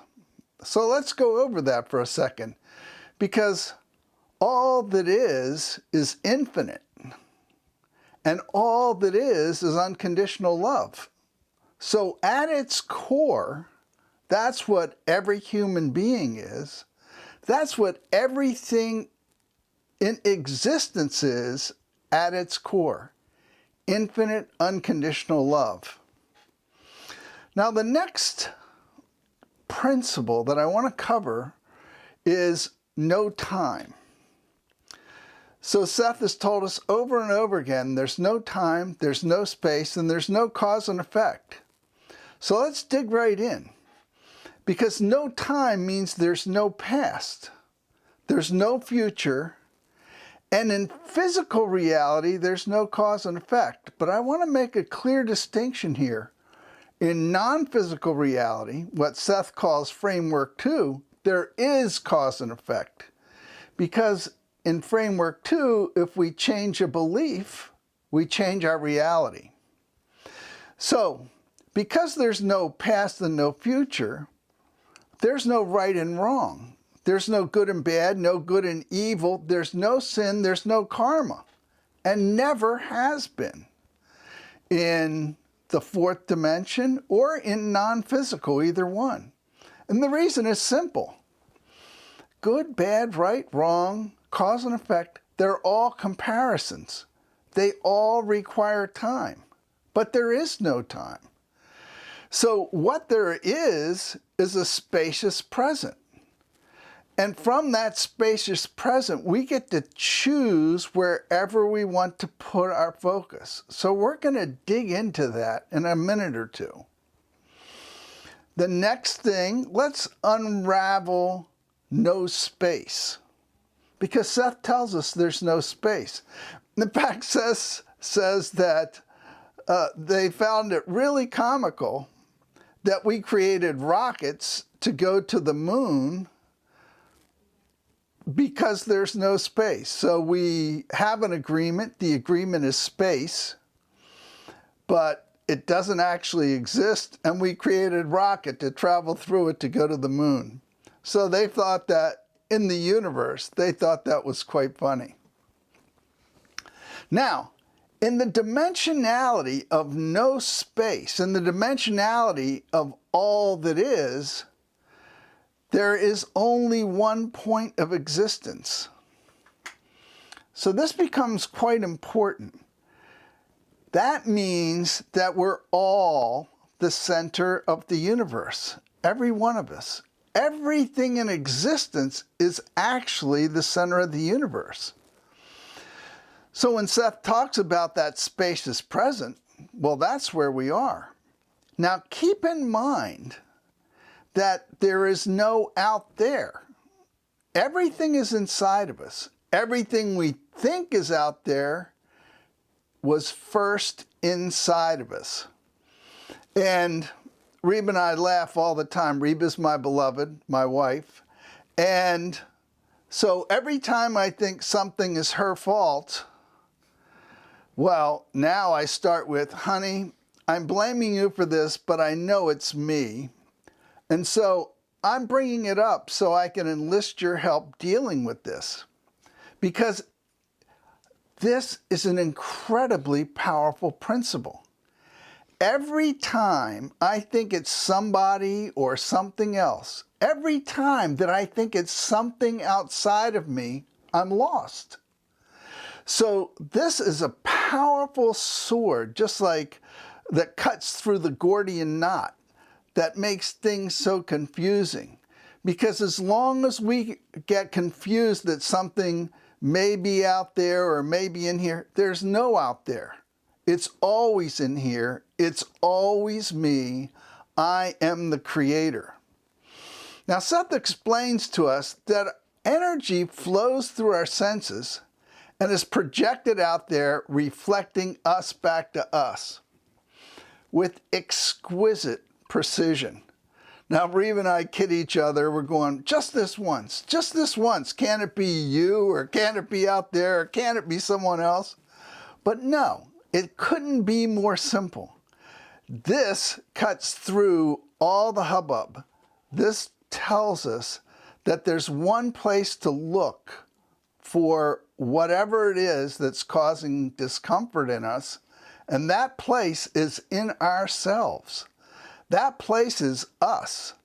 And if you have an ally like my wife that'll help me with that, and sometimes our friends and our family can see with much better clarity than we can just what it might be that we don't want to look at inside ourselves. Now, Seth tells us that everything is a picture of the eternal energy in framework 2 and non-physical. It's important here to keep in mind that nothing is ever lost, that everything is eternal. So, for instance, if there's something that we want to release, if we want to give up, the way we do that is turn our focus away from that to what we want. But it's never going away. It will always be there. And Seth tells us that like the most powerful, more powerful than the most powerful computer that has ever been created or ever will be created, every time we go back to a subject, we go back to that where we left our emotional state when we were in that subject. So, if we're going to release something, if we're going to let it go, it really behooves us to say, what do I want? And then create a visualization, create a feeling tone that we want to achieve when we get there. And that loads us up with ammunition so that if that comes up again, what do? Well, we don't send energy to the old subject. We send energy to the new subject, which is exactly what we want. And that moves us in that direction. Now, sometimes we get confused and we think that there is cause and effect in physical reality. There's not. It's just pictures. Countless times a second, this reality is created new from the 0 point. So every instant we have a clean slate, a completely clean slate. So it's not something that's happened in the past that's a problem. It's where we're putting our focus. It's where our beliefs are leading us to put our focus that is the problem. The past is not the problem. As soon as we get enough control of our focus to put it on what we want, that's where we're sending our energy. Now, I'm going to talk about a little bit deeper subject because Seth explains that every reality exists. In fact, all that is fully explores every probability, every possibility, fully. Now, instant by instant, a new you is created. a completely new you. It's not just a new world, it's a new body. It's a new you. So, in that same instant, if there's a split in the road, all that is takes it and follows that and pursues it in a reality that's appropriate for whatever it is that that energy is ready for. And it may be a completely new you. And that can happen countless times a second, so that all that is gets to explore every reality. Now, every reality is already there complete. There's no time.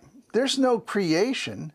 The reality is there complete. The people in your reality now are in that reality as well, if they choose to be there. Everybody always has free will. The consciousness unit has free will. You, the people in your life, have free will. But the thing of it is, when you turn your focus to what you want and the good feeling place, as reality recreates itself by holding that vibrational signature, that vibrational pattern, alignment, you're actually carrying yourself instant by instant to that new reality, because it's going to be created anyway, no matter what. And we already know that in our mind can't tell the difference between our physical reality and what we create in our brain, what we create in our visualization. So if we take control of our focus and put it where we want to go, then that's the world we're creating. That's the world that instant by instant we're taking a small quantum leap. Now, Seth also goes over that this happens millions of times a second. So I took the opportunity to ask Seth about that. Seth is with us all. In fact, because there's no space and no time, everybody is with us all the time. In other words, you have access to every person that's ever lived or will live. You have access to all your family. You even have access to the people that are alive now at the spirit level. So Seth is always there, ready, willing, and able to answer our questions. So I asked him, Seth, is millions of times a second a metaphor for how many times reality is actually created? And he said yes. He said, reality is created according to Planck's constant, which is more than 1 trillion times a second. Now, he explains that when we look at the picture of this reality, like a movie in a movie theater, it only takes 24 frames a second, or we could say 24 blinks a second, to put us in a reality that is indiscernible from the physical world. So the picture we're looking at on the screen, if the film's going through the projector at 24 frames a second, it looks real to us. So what's going on the other trillion times a second? Well, those are other realities.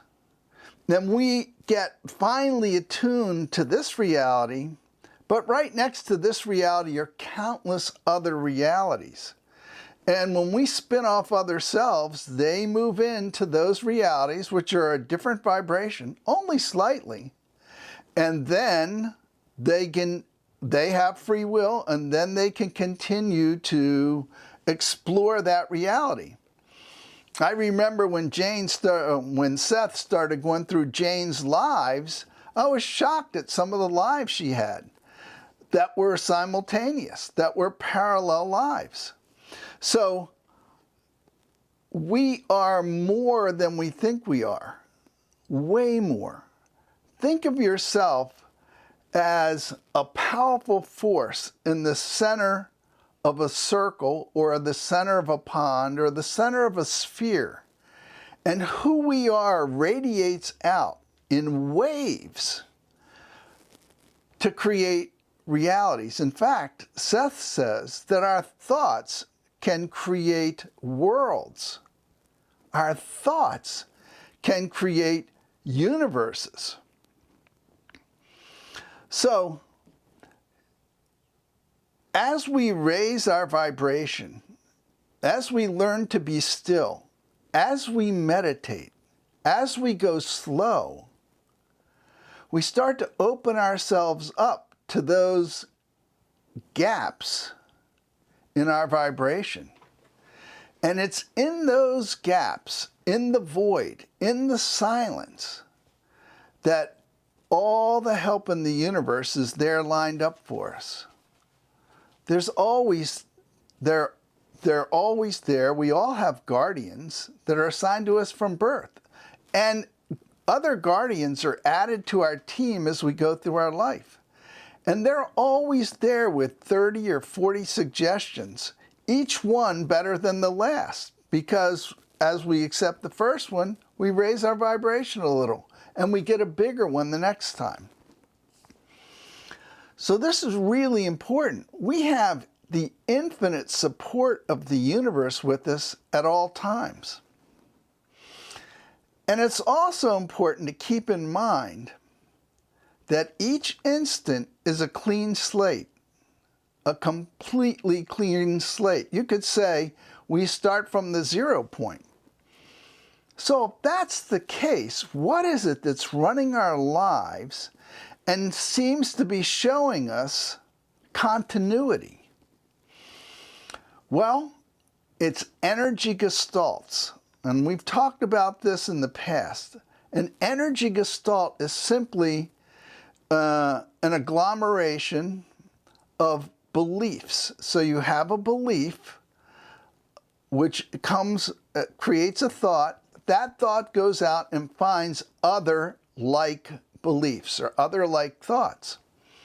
In fact, when you come back to a subject, those beliefs, those thoughts have been out there working for you, bringing more thoughts for you to consider. So they build belief structures. Now, the energy that flows through us and out through our senses, as Seth explains, is projected on the walls of our bubble, on our world. That's what we see in our world. The energy flowing through our belief structures out into the world.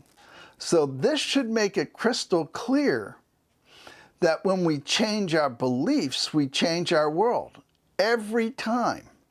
That's why it's so important to challenge ourselves with, what do I want?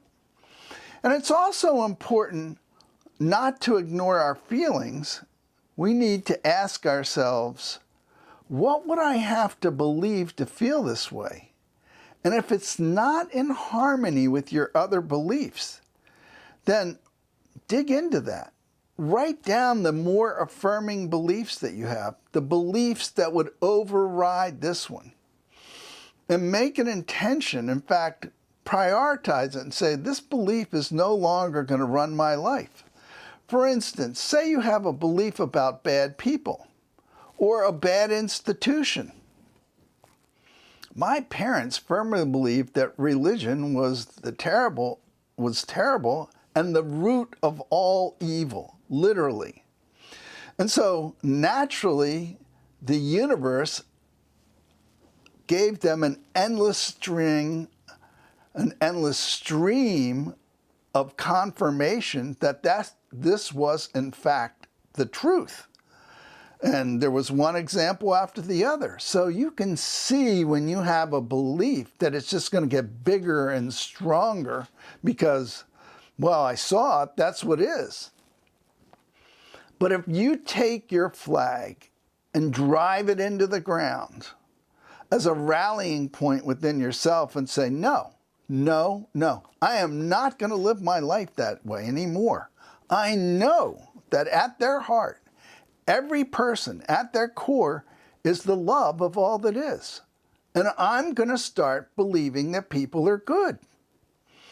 And if you start to wobble and say, no, people are bad, I'll never forget when I did this the first time. I was astounded people started showing up good in my world right away. For one thing, I believed it. I believed it deeply. And it changed my world. And all of a sudden, I was in a world with good people. I was seeing people doing kind things. I was seeing people doing acts of love. And in fact, it got to the point where I wasn't seeing mean people. I wasn't seeing untoward things. Now, what do you do if you've got one of these energy gestalts built up? Well, Seth explains that to us. You pull out one belief at a time. As they come up, your emotions will tell you, I feel uncomfortable. That's a key to take a look. And when you start to feel that way, then ask yourself, what would I have to believe? And then examine that belief. And if it doesn't fit with who you are now, pull that belief out. And if you keep doing that, that whole entire old belief structure will fall down. Say you believe that somebody is bad or some organization is bad. Well, one step at a time, you can set yourself up to get past that. Now, the spacious present that Seth tells us about is the only point of power. The spacious present is the only point of power. So if our thoughts are telling us about the past, if they're telling us about the future, if we're anxious and upset, that's because we're involved with time. Now, ego has gotten out of control in this reality, as Seth explained. Now, ego is not bad. Seth also says that. Ego is needed as a window to assess what's going on in this reality. So, he gives us directions for how to work with our ego. And I'm not going to get into that now. That's another talk. But basically, it's tell your ego what you want it to focus on. Look, I'm going to see the wonderful videographer I'm working with today, Luis. I'm going to see Luis. It's going to be comfortable. I don't have to be anxious. He's highly talented, very intuitive, and he's going to guide me to make the best presentation I can. So, ego, I want you to take off. There's nothing here that you have to worry about. I'm in very good hands. When you find yourself thinking about things from the past or the future, you're lost. You've taken yourself out of your only point of power, the now, the present moment. Now, let's go a bit further. So, I'm going to go over my definition of God. All that is. For me, all that is imagination. All that is openness. All that is saying yes. So, how do we adapt to the continuously changing world that we're in? Well, we learn how to be flexible. And we start changing things in our lives. Change a lot of things. And don't stop. Just keep changing, because ironically, if you change things, if you keep up with the changes in energy so that you're not blocking anything, you're going to dramatically improve your health, dramatically improve your lifespan.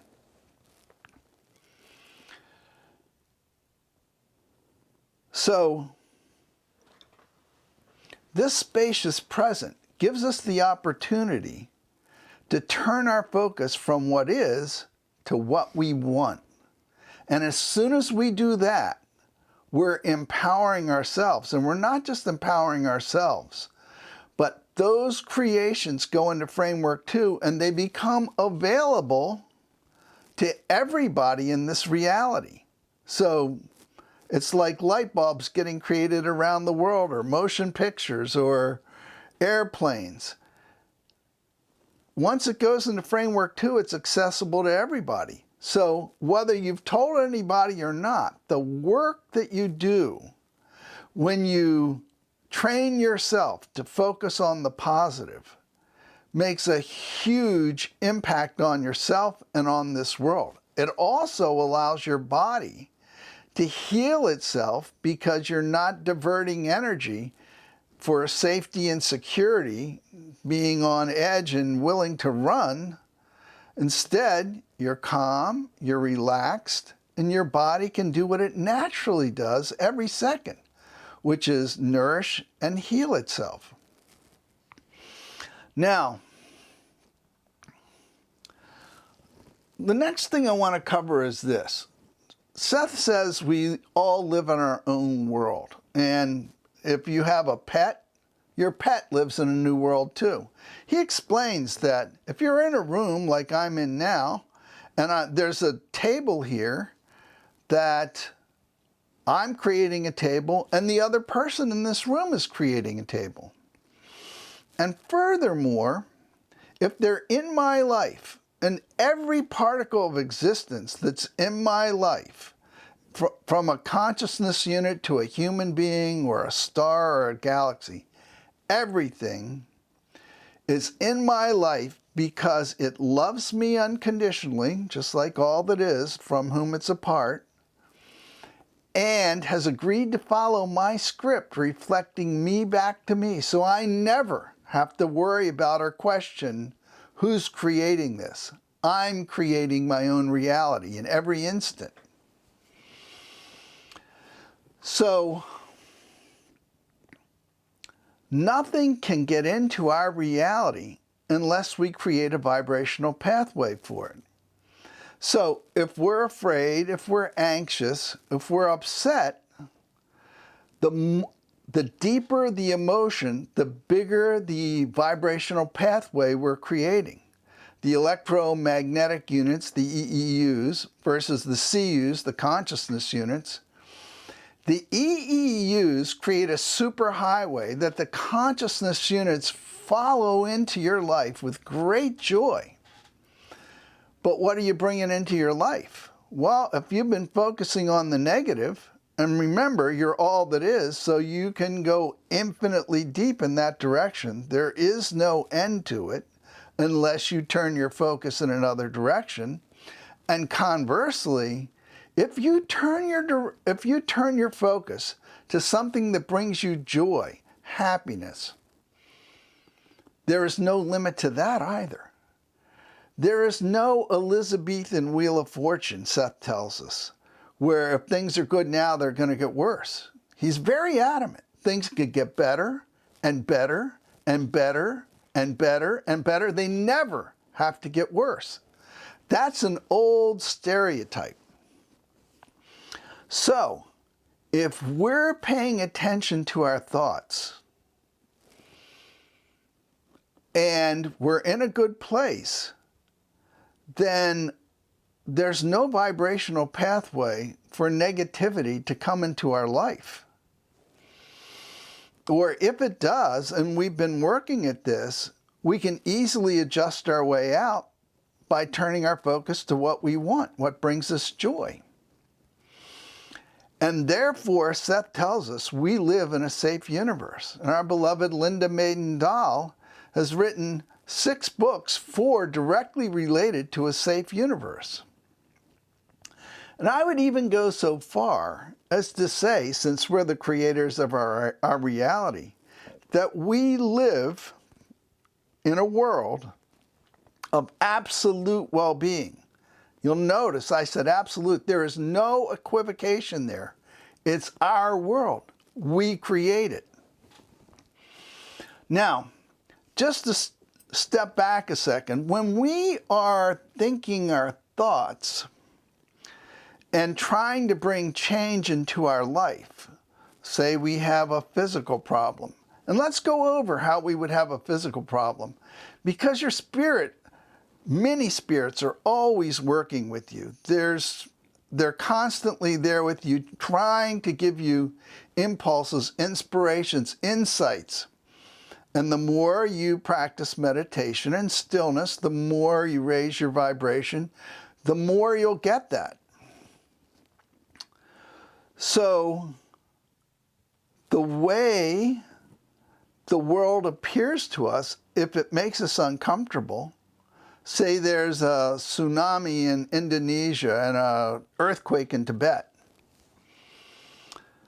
those are outside of us, aren't they?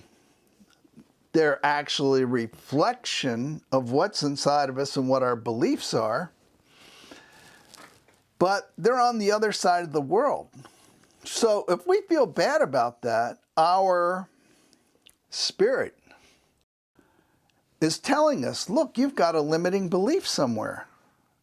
You believe that, for instance, when China invaded Tibet, that this was a horror.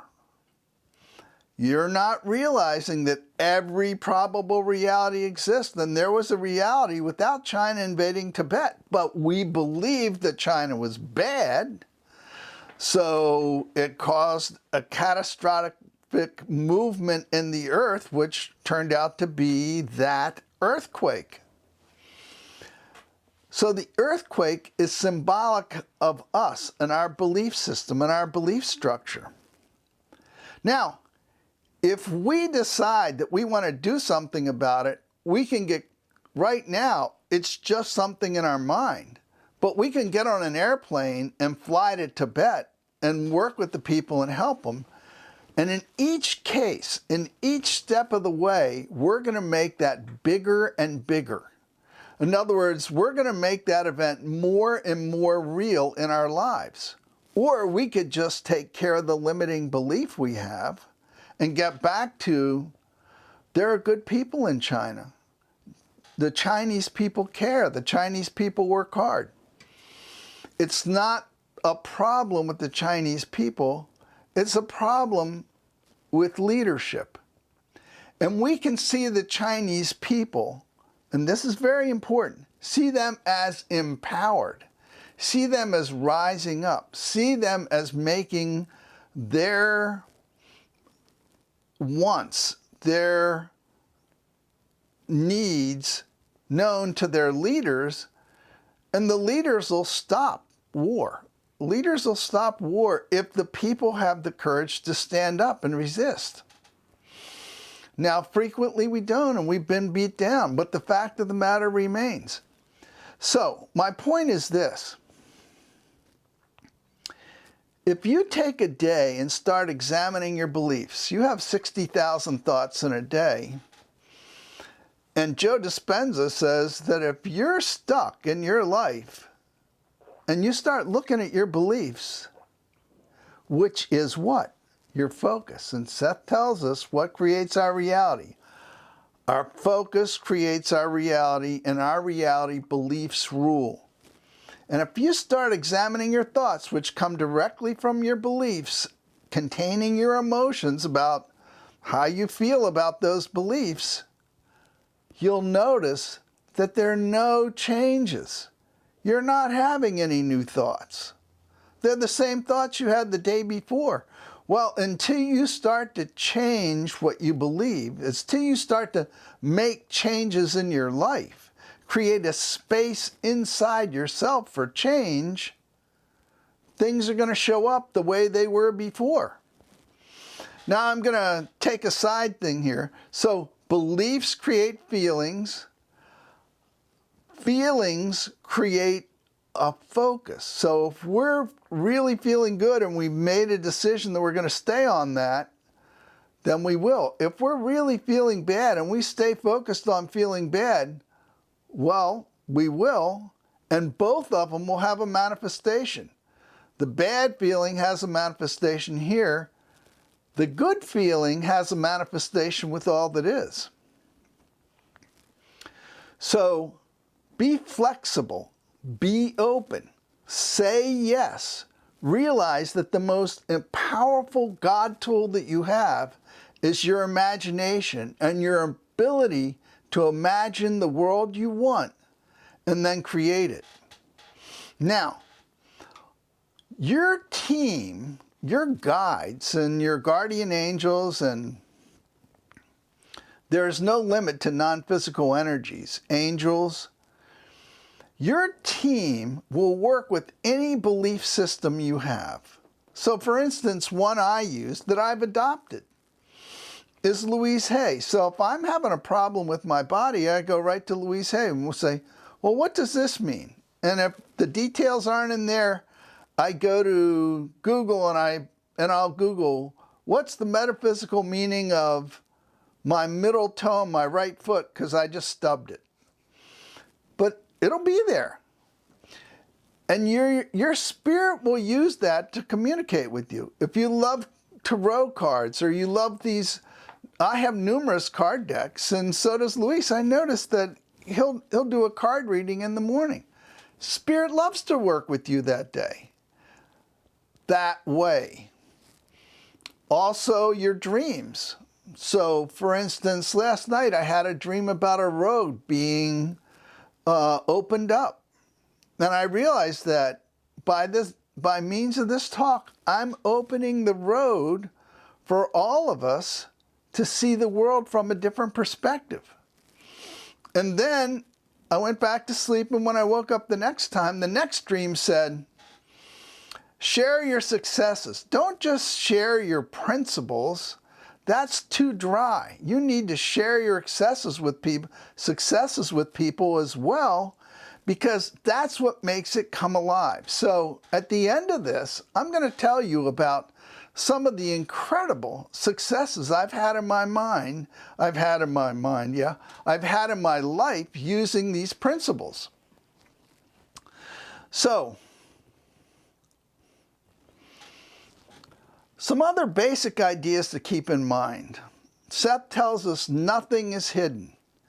So, just like I said, if you're feeling uncomfortable, in the moment that you're feeling uncomfortable, ask yourself, what would I have to believe to feel this way? And the universe, who has a great sense of humor, will write it on a 2x4 and very gently deliver it right between your eyes. Hey, look at this. It's not a secret. Your parents told you that, or the school told you that, or your friends told you that, or your church told you that.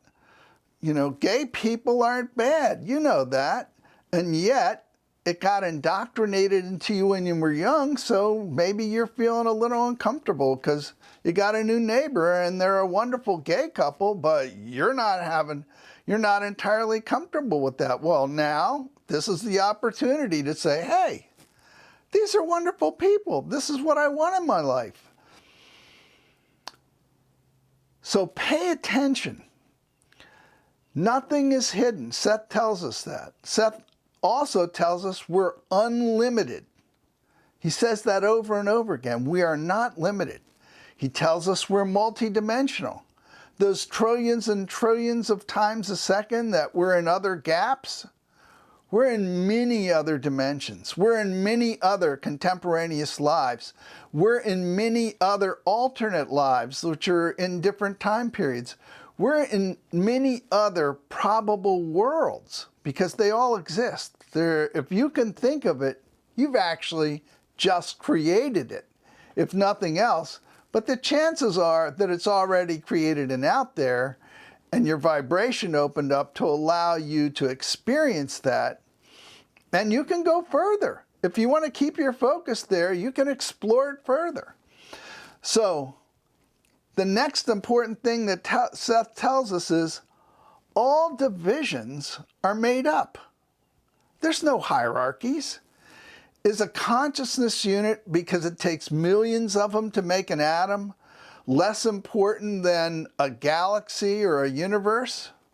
Not to all that is. If one consciousness unit was missing, all that is, all existence would be in question if a consciousness unit could go missing. It's shocking, but the truth of the matter is there are no hierarchies. There is nothing and no one that's more important than anything or anyone else. Seth tells us that. Now, I'm going to talk very briefly about how we navigate all the information I've given you. So, if you're doing your meditations and you're doing your practicing stillness, if you're being open, If you're saying yes to life and saying yes to the world, it's an ideal time to start using your 9 inner senses. Now look, you're already using your 9 inner senses. This is just a time to flip on the switch and realize what you're doing. One of those inner senses is realizing you live in a camouflage reality. Another one is realizing that you can take your consciousness and put it anywhere you want. You can put it in a tree, you can put it in a rock, you can put it in other human beings. Now, you'll never be able to usurp their free will, and keep in mind that other human beings in their world, we don't know what's going on in their world. Luis, my videographer, might actually be a Christ figure in another world or in his world. But in my world, he's a videographer, reflecting me back to me. The truth is that the people in your life, you don't know who they are and you don't know where they're at in their life. It may turn out that everybody in this world is more advanced than me, say spiritually or metaphysically. But I don't know that. They're busy doing their job, loving me unconditionally and reflecting me back to me.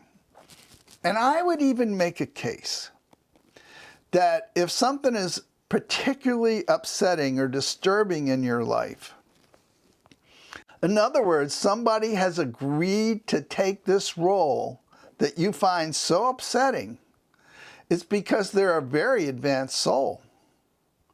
Because they're willing to sustain quite a bit of discomfort. When I was talking about an earthquake in the Middle East, well, what's the next thing that happened as our consciousness tries to get our attention? Well, it happens in Europe.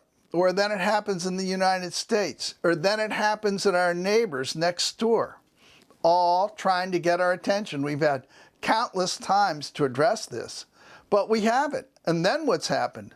Well, then it shows up in our body. It shows up in our body. And we get a chance to address it then. And if we ignore it, what happens? Well, it turns chronic. And if we ignore that, then what happens? It turns painful. So it's always trying to get our attention so that we can be the creator that we were born as. In other words, as soon as we start to take care of this issue, which is finally getting our attention, we're going to flow a lot more of energy, because clearly that energy was causing blocks in us, which are a burden, a discomfort, a weight. So pay attention to what's going on in your life. It's all talking to you. Everything is just a picture, everything. It's a picture of the energy that's eternal in framework 2. So by the way, keep in mind, nothing ever goes out of existence. It's all always there. The only thing that takes us out of our existence is us. When we turn our focus in another direction, then we quit sending it energy, and then it ceases to exist in our life. So, use your 9 inner senses. Seth has over 200 exercises. They're out there in PDF form. Just go out to the internet and track them down. So you've got lots of opportunities to expand yourself, expand who you are, expand your consciousness, expand your presence in this world. The same thing applies to dimensions. And Seth gives us some insights. I was teaching a course, I've actually taught a couple courses on the dimensions. And I was shocked as I was teaching it, because as I was going through the attributes of each dimension, what I found was that more and more we're spending time in the 4th dimension, and even the 5th dimension.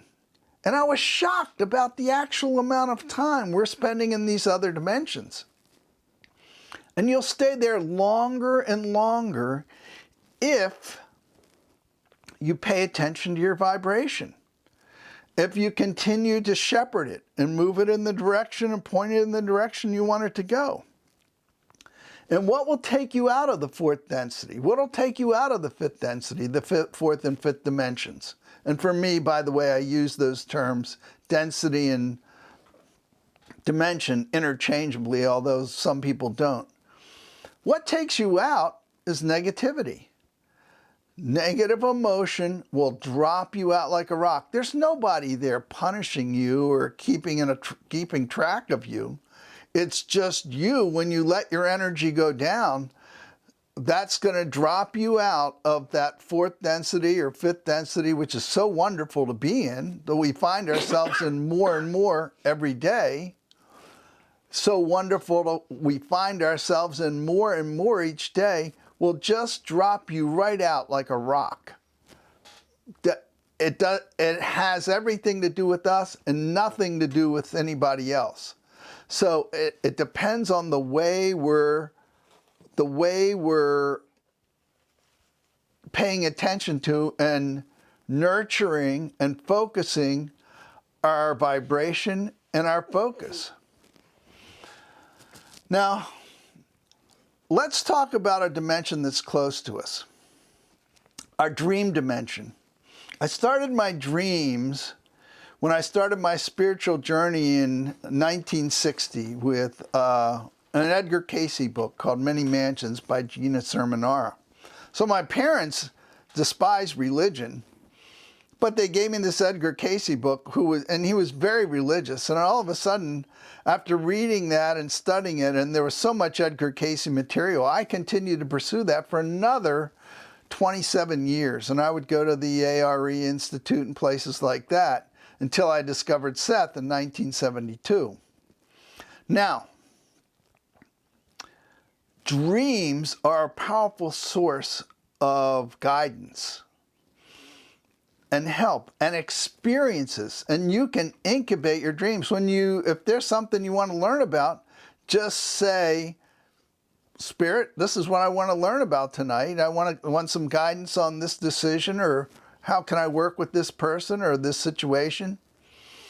And the answer will come to you. It can come in a dream, but it doesn't have to be in a dream. It'll just come to you as an inspiration, intuition, impulse. Just be open for the next couple of days and you'll start getting answers. Now, I've done over 15,000 dreams at this point in my life. I'm not saying I'm a slow learner, but my inner spirit is always there working with me. Now, one of the benefits is I learned pretty early on not to judge people, because I'm not judging people, I'm just judging myself. They don't even know about my judgment most of the time, but when I walk away, I've got to live with my judgment after that. So that's a real blessing. And it started off, I was 13 years old, and my mouth was full of canker sores. And my dream told me that it was because of the words coming out of my mouth were causing pain in other people. So I moved every year of my life until I was 19. My father was a salesman. And as I moved into new places, I was a fighter, I would fight. And also, if I felt I was being attacked or belittled or something like that by another person, I had a real instinct, intuition, how to hurt another person with words. So if they got even close to me, boy, I was going to let them have it. And of course, that didn't happen very much after that, but it could cause them a lot of pain because I was very insightful. This was a survival tool I used, so I learned how to use it. And I used it with precision. And, you know, wherever I sensed the weakness, boy, I just light that flame and pile on the gas. So I stopped doing that.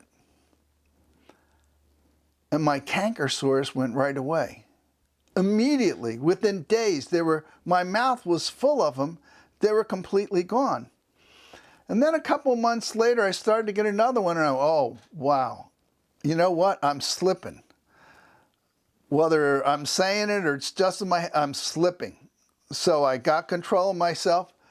And then it went on for years. I didn't have any problems at all. And then, you know, like 6, 7 years later, all of a sudden, I started running into a problem again. And boom, what did I find? Yep, I was saying things because I felt threatened, I felt anxious. And I had started working, and if somebody, one of my coworkers said something derogatory about me, and by then I'd extended it to practically anybody else. I didn't like hearing bad things about other people or myself, and I would start making comments. And of course, I started getting canker sores because I was hurting them. So I realized that at that point, judging other people was not going to work. It was going to be a big problem for me. And that was the last I had that problem. Now, in my 15,000 dreams, I've had 3 dreams that said, you're doing a good job. 3 out of 15,000.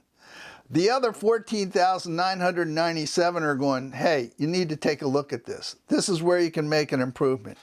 Now, at this point, I'm so proficient in working with my dreams. When I started off, it was like I pulled my thumb out of the dike, and I was having like 9 dreams a night in series of 3. A couple nights ago, I had 8 dreams, but normally I'll have 1 or 2 or 3, and that's enough. And when my wife and I sit down every morning to do our spiritual practices for anywhere from 1 to 3 hours, one of the first things we do is talk about our dreams. And at this point, I realized that A, we dream for each other. B, it's rare that I don't know what a dream means, but when I share with her, she always has a profound insight. And vice versa, I'm the gift to her. When she shares what she can't seem to see, if I sit there and I'm quiet, I can tap into myself and just share what comes to me without filtering it. That always opens the door for her to understand her dreams, even though it might not make any sense to me. And my dreams are always giving me guidance, bringing opportunities to my attention. So I want to go over some of the successes here. My successes have literally staggered me. And in my life, it's many. And if you started to look at your life, you would realize you're having successes all day, every day. It's just, what are you looking at? So my first success was I managed to get a job called Cost Improvement Coordinator. It was a new job. I was working at a new plant, and I'd only been there for a couple of years. But I put myself out there and interviewed for this position and got it. And now what am I going to do with it? There's no manual, there's no book. They go, just go out and save money. And actually, they wanted me to go out and do projects and save money. But I made up my mind immediately that that wasn't going to be me, that I was going to find a vehicle that would showcase other people's ideas and get them the recognition that they deserved. And I had some dreams that guided me in this. And it was really quite remarkable. So that within 2 years, we had 200 projects active, and we were saving $10 million. Those projects are only good for 1 year. So for the next 5 years, we saved $10 million a year because I was focused on making sure that other people got recognition for their projects. And I had some great ideas that came to me in my dreams about how to showcase their work and make sure that they got recognized in their reviews. And we never paid anybody for that. But people just love doing good things. People love participating. People love contributing. And I love making sure that they got the recognition that they deserved. Now, for that, I won the President's Award at Miller Brewing Company. And that entailed a lot. You know, they sent out a limousine, they flew us first class, gave us rings and dinners and presentations. But I didn't do any of the work. I just said that I didn't do any projects. But when you're around success, people start looking for that. They look for somebody to recognize, and I was one of those people. Now, the next one I want to talk about is that wonderful plant I worked at shut down. Whoops. These big companies make mistakes, and they built an extra $600 million brewery in Ohio. And Ohio kept saying, when are you going to open it? And they kept saying this year, but finally Ohio sent them a letter and they said, we don't care when you open it. We want our $300 million back that we invested in you. So they opened that plant up and they closed our plant down. But by then, I'd gotten my MBA and Miller paid for that. It was one of the most wonderful experiences of my life. I had so much fun with those people. And I interviewed for a job in Florida. My parents lived down here and I wanted to get closer to them. And the job seemed like a disaster. The last guy had a mental breakdown, went in the hospital, never did recover. They had made quite a few dramatic changes and they were running 47% efficiency. I couldn't understand how they were still open. But I interviewed with the people. It was a new process they were trying, and I interviewed with the actual workers in the plant. And I was thrilled. Of course, I interviewed with HR and managers, but by interviewing with the people, I knew what a treasure I had there. I knew that there were so many resources that they'd had and they'd taken away. So when I came in, what did I do? I just started to listen. I listened to them and said, wow, that's a great idea. I think you should do it. Wow, let's do that. Wow, let's see if we can get money for that.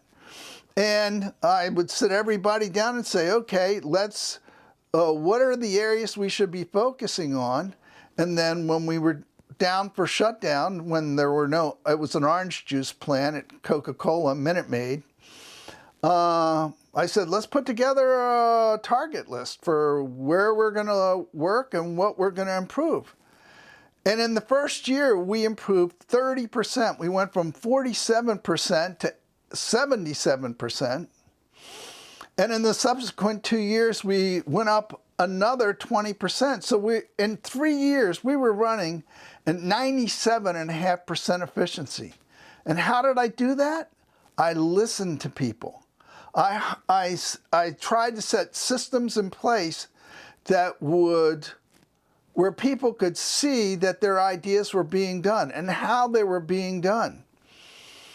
And we were drowning in money for 3 years because when you raise efficiency, you create money.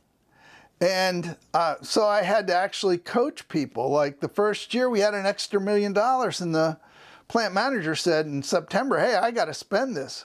And he said, do a big project. And I said, oh, no. Look, I've done way too many big projects. We'll start planning for that next year, but this year we're going to have to do some other things because this is the way it works. We got to put together a specification package. We got to bid it out. They've got to get the materials. They've got to build it. The contractors have to install it, and it must be completely signed off this year or they don't get paid, which means that the $1 million bill is going to come in January or next year sometime. And in the meantime, we're going to have $1 million surplus, and they're going to go, oh, that's $1 million you don't need. So they're going to take the $1 million out of the budget, and then we're going to get hit with the bill next year. So that's a $2 million swing.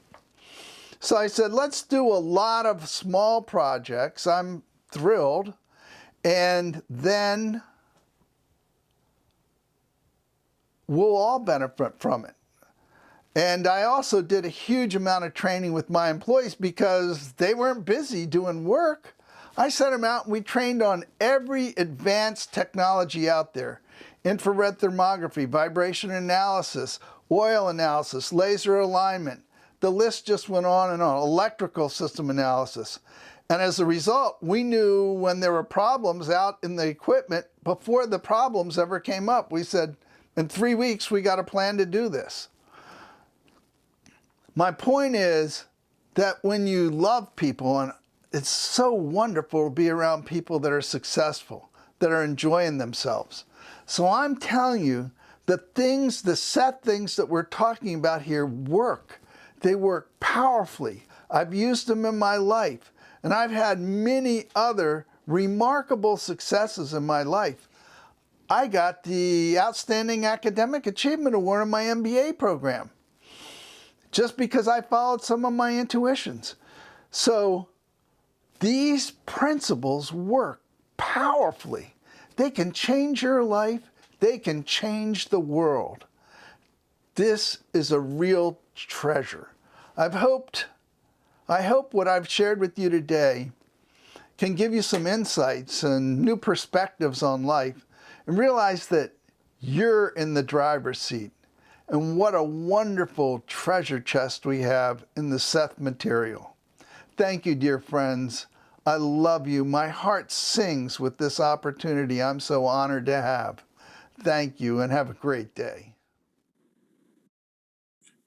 Awesome. Thank you, Miles, for that wonderful talk. And we're here with you now, and we slipped into another parallel reality where some of the clothing has changed to protect the innocent.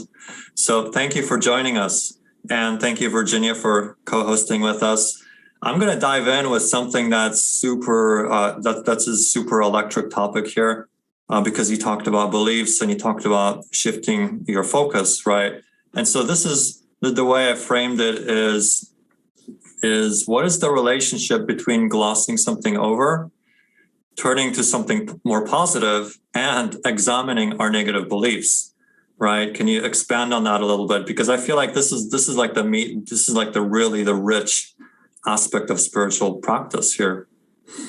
So first, I want to salute you and everybody involved in the background for this wonderful opportunity, the wonderful conference we're involved in. I've got so much joy from it, so emotionally moved by what the speakers have been saying. So that's a really great question. Excuse me. The key here is your feelings. So if you feel uncomfortable, that's a sign that this is an opportunity to dig in and say, why would Seth tells us, ask this question, what would I have to believe in order to feel this way? Now, if you're overwhelmed by your feelings, if you're feeling emotionally carried away, then you need to step back and gloss over it. Write it down. Do not forget it, because if you're emotionally very strong in this, you definitely want to get back and work on it. But you want to do that at a time after you meditate or you find stillness or peace in yourself. And at that point, sit down with your journal or just sit down and, be quiet, and then go in yourself and start the exploration. You can, if there's a part of your body that's reacting particularly, you can actually start your dialogue with that part of your body. Otherwise, Seth explains, our emotions will carry us. So if you're coming to it from a calm place, then you tap into that emotion will eventually carry you there. Now, what we don't want to do is let our emotions carry us away, because we're all that is. We're bottomless. So there's no end to how deep down the rabbit hole we can go. Mm-hmm. On the other hand, we want to turn this ship around, and it's easily done.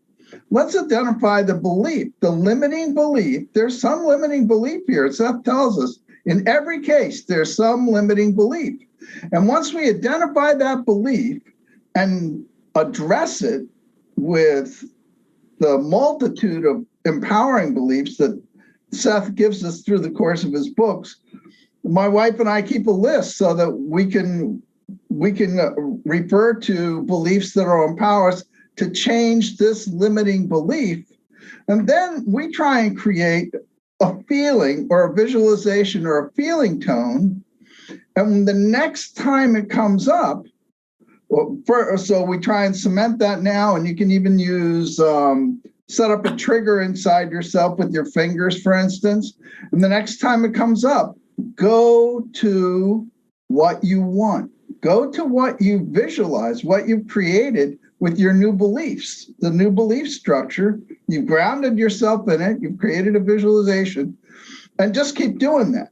And because we've done that, those new beliefs will go out and bring us other supportive, empowering beliefs. In fact, if you started a list, you could add, each time it comes up, you could add another empowering belief, because it'll take you there, and you slowly but surely are building a new structure, a new energy gestalt that will overpower the old one. And especially if we keep pulling out Jenga sticks of the old belief structure, it'll eventually collapse, as Seth explained to us. Yeah, I have to agree with that Jenga example, because for me, as soon as I identify a negative belief, it goes from the unconscious to the conscious, and all of us, it's like I'm already letting it go in the moment of recognition. Mm-hmm. And then if I keep doing a certain action, if I keep investigating, well, if I keep doing the same behavior, that means there's more beliefs. So I need to pull out more Jenga sticks. And so for me, diving into quote unquote the negativity has been truly a positive experience, because each time I'm pulling out I love that analogy. I'm really going to borrow that from here on out. You're pulling out, and it just starts to collapse, until that behavior is no longer there. Right. But if the behavior is still there, it's just like, well, I got one negative belief, but there must be another one somewhere in the unconscious that means I'm perpetuating that behavior. Right. So it's incredible work when you get down to that belief recognition level. It's amazing what can happen. Yeah, very powerful. Yeah. So that's I wanted to tease that out, because sometimes, we hear about spiritual bypasses, right? And people are like, oh, let me just think positive, but they never actually address the negative beliefs underneath, right? So it's like, it's such an incredible balance of that. Yeah, the gift is the negative feeling.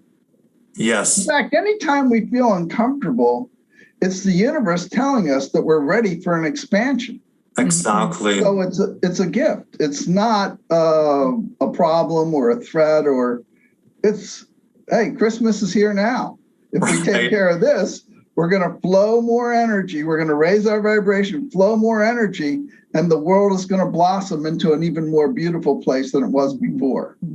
And even the flip side of that is that the more we raise our vibration, then the more we start becoming aware of what we used to be able to get away with in the past. And so now we have to dig in and find more, you know what I mean? So it's like this, you're kind of, each rung of the ladder, you want to rise to the next one. It's like, okay, well, you want to rate your frequencies raising. Well, here's the next series of limitations, right? To let go of. Like, it's kind of like by definition built into the system, right?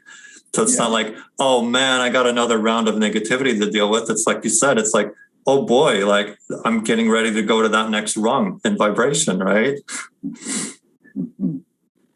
Absolutely. And it's sort of like the next vibration and the solution state is already interwoven to the current problem. So that goes back to, well, so notice what you're paying attention to. And yes, recognize the negative belief, but like you were talking about, note your successes, note those little tiny things that are showing up where you can say, oh, more of this. Let's have more of this. And then it doesn't mean you have to ignore the negative, but once you get the message, just shift your attention to, okay, what's showing up now? Yeah, that's like brilliant, Virginia. That's really brilliant. Because that's always happening. Yeah. As our vibration rises, our inner world gets much bigger, and they're always trying to deliver. And I love the fact that you mentioned success, because we tend to ignore our successes and focus on the negative. And like really, we need to flip that switch because we have a lot of successes and continuously, but that's not what we're focusing on. And it's like saying, is that really true? If you know what I mean? When we're examining the negative belief, we see, I'm buying into this idea that I'm worthless. Let's just say, for example, right? It's one of the common core beliefs on our planet. And then the next question, is that really true? Well, okay, I just taught a great class on last Saturday and blah, you start listing those successes. You're like, well, am I really worthless? You know what I mean? You start looking at the successes and you're like, okay, this filter kind of makes those successes invisible. And when I believe that I'm worthless, then I don't see them, right? So it's like, can we ask that question? Well, is this really true? And lined up against the successes I know, right? You start seeing this is nonsensical. This doesn't make sense to hold on to. Well, I think if there's an epidemic in our world and in our culture, it's an epidemic of unworthiness or lack of self-love. In fact, I think self-love is the answer to so many issues in our world today. Because if you love yourself enough, if you fill up your tank with your own love, then you have the energy to give love to others. But when you run yourself down and you feel badly, well, what do you have to give? And you're dependent on others to give it to you. That which you believe you don't have, now you want others to give it to you, and you're just perpetuating. And they can't do it, or you start labeling it and like, I'm living in a lack of love, right? Yeah. It's just so self-perpetuating. And it leads to, well, they're getting praise. Where's my praise? I deserve it as much as they do. That's sort of baloney, right? Instead of everybody deserves praise, and I'm glad to see them get it, and I know I'll get mine. I don't need to worry. Well, learning to praise ourselves and value ourselves, appreciate ourselves, right? The words like appreciation, right?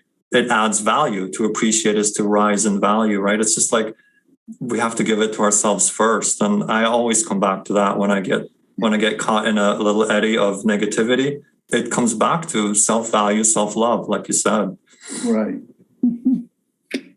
There was a question, which I think there was a question that someone brought up about free will, and if in a sense things are manifesting from the higher dimensions, are we just acting something out, or what's the role of free will in that? Do you want to say something about that, Miles? Yeah. Can you give me another hour?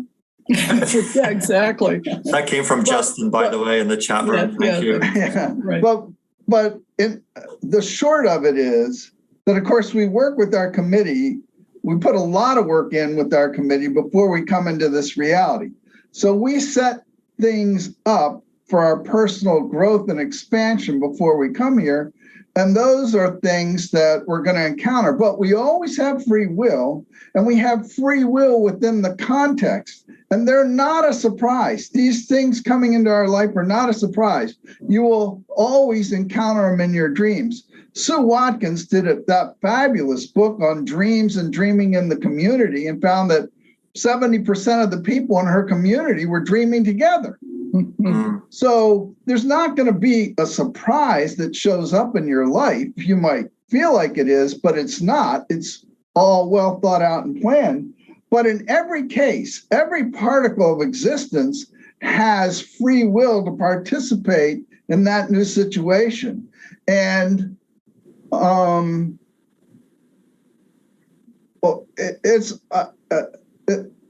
you can tell I'm short-circuiting here.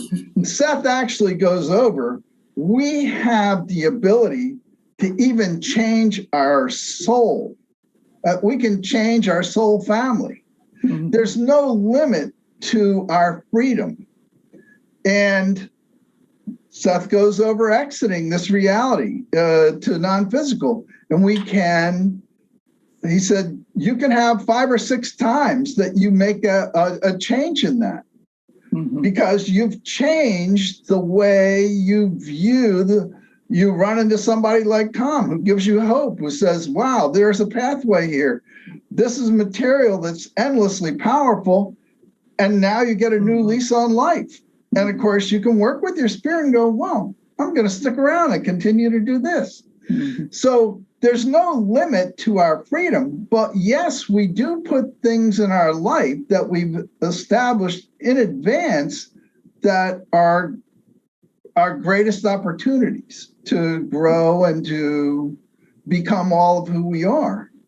This brings in a whole another topic, which we probably don't even have time to unpack barely, but this whole idea of everything is simultaneous and everything exists in the spacious present, right? And this whole idea of you create your own reality, where, are we actually creating that reality anew? Like you said, you can quote unquote change your soul family, right? You can change your agreements, right? But are you actually changing the agreement, or are you stepping into a version of you that already exists? Because everything exists simultaneously, and you just simply shift your focus to that version of you that already has that new soul family, because all these different configurations within all that is already exist, because it is by definition all that is. Well, one of the things I loved is Seth pointed out that at the end of her life, Jane's mother was in a different world. And he explained that because she lived there, she was now there, and now she had beliefs and experiences from the world that she was in. In other words, the world she had created in her mind, she was now residing there, and she had past experiences that supported that new world that she was in. And Seth also pointed out, between Jane's mother and father, they were in completely different worlds with almost no overlap at all. So, yeah, there's a lot there. And since it is all simultaneous, are we just looping until we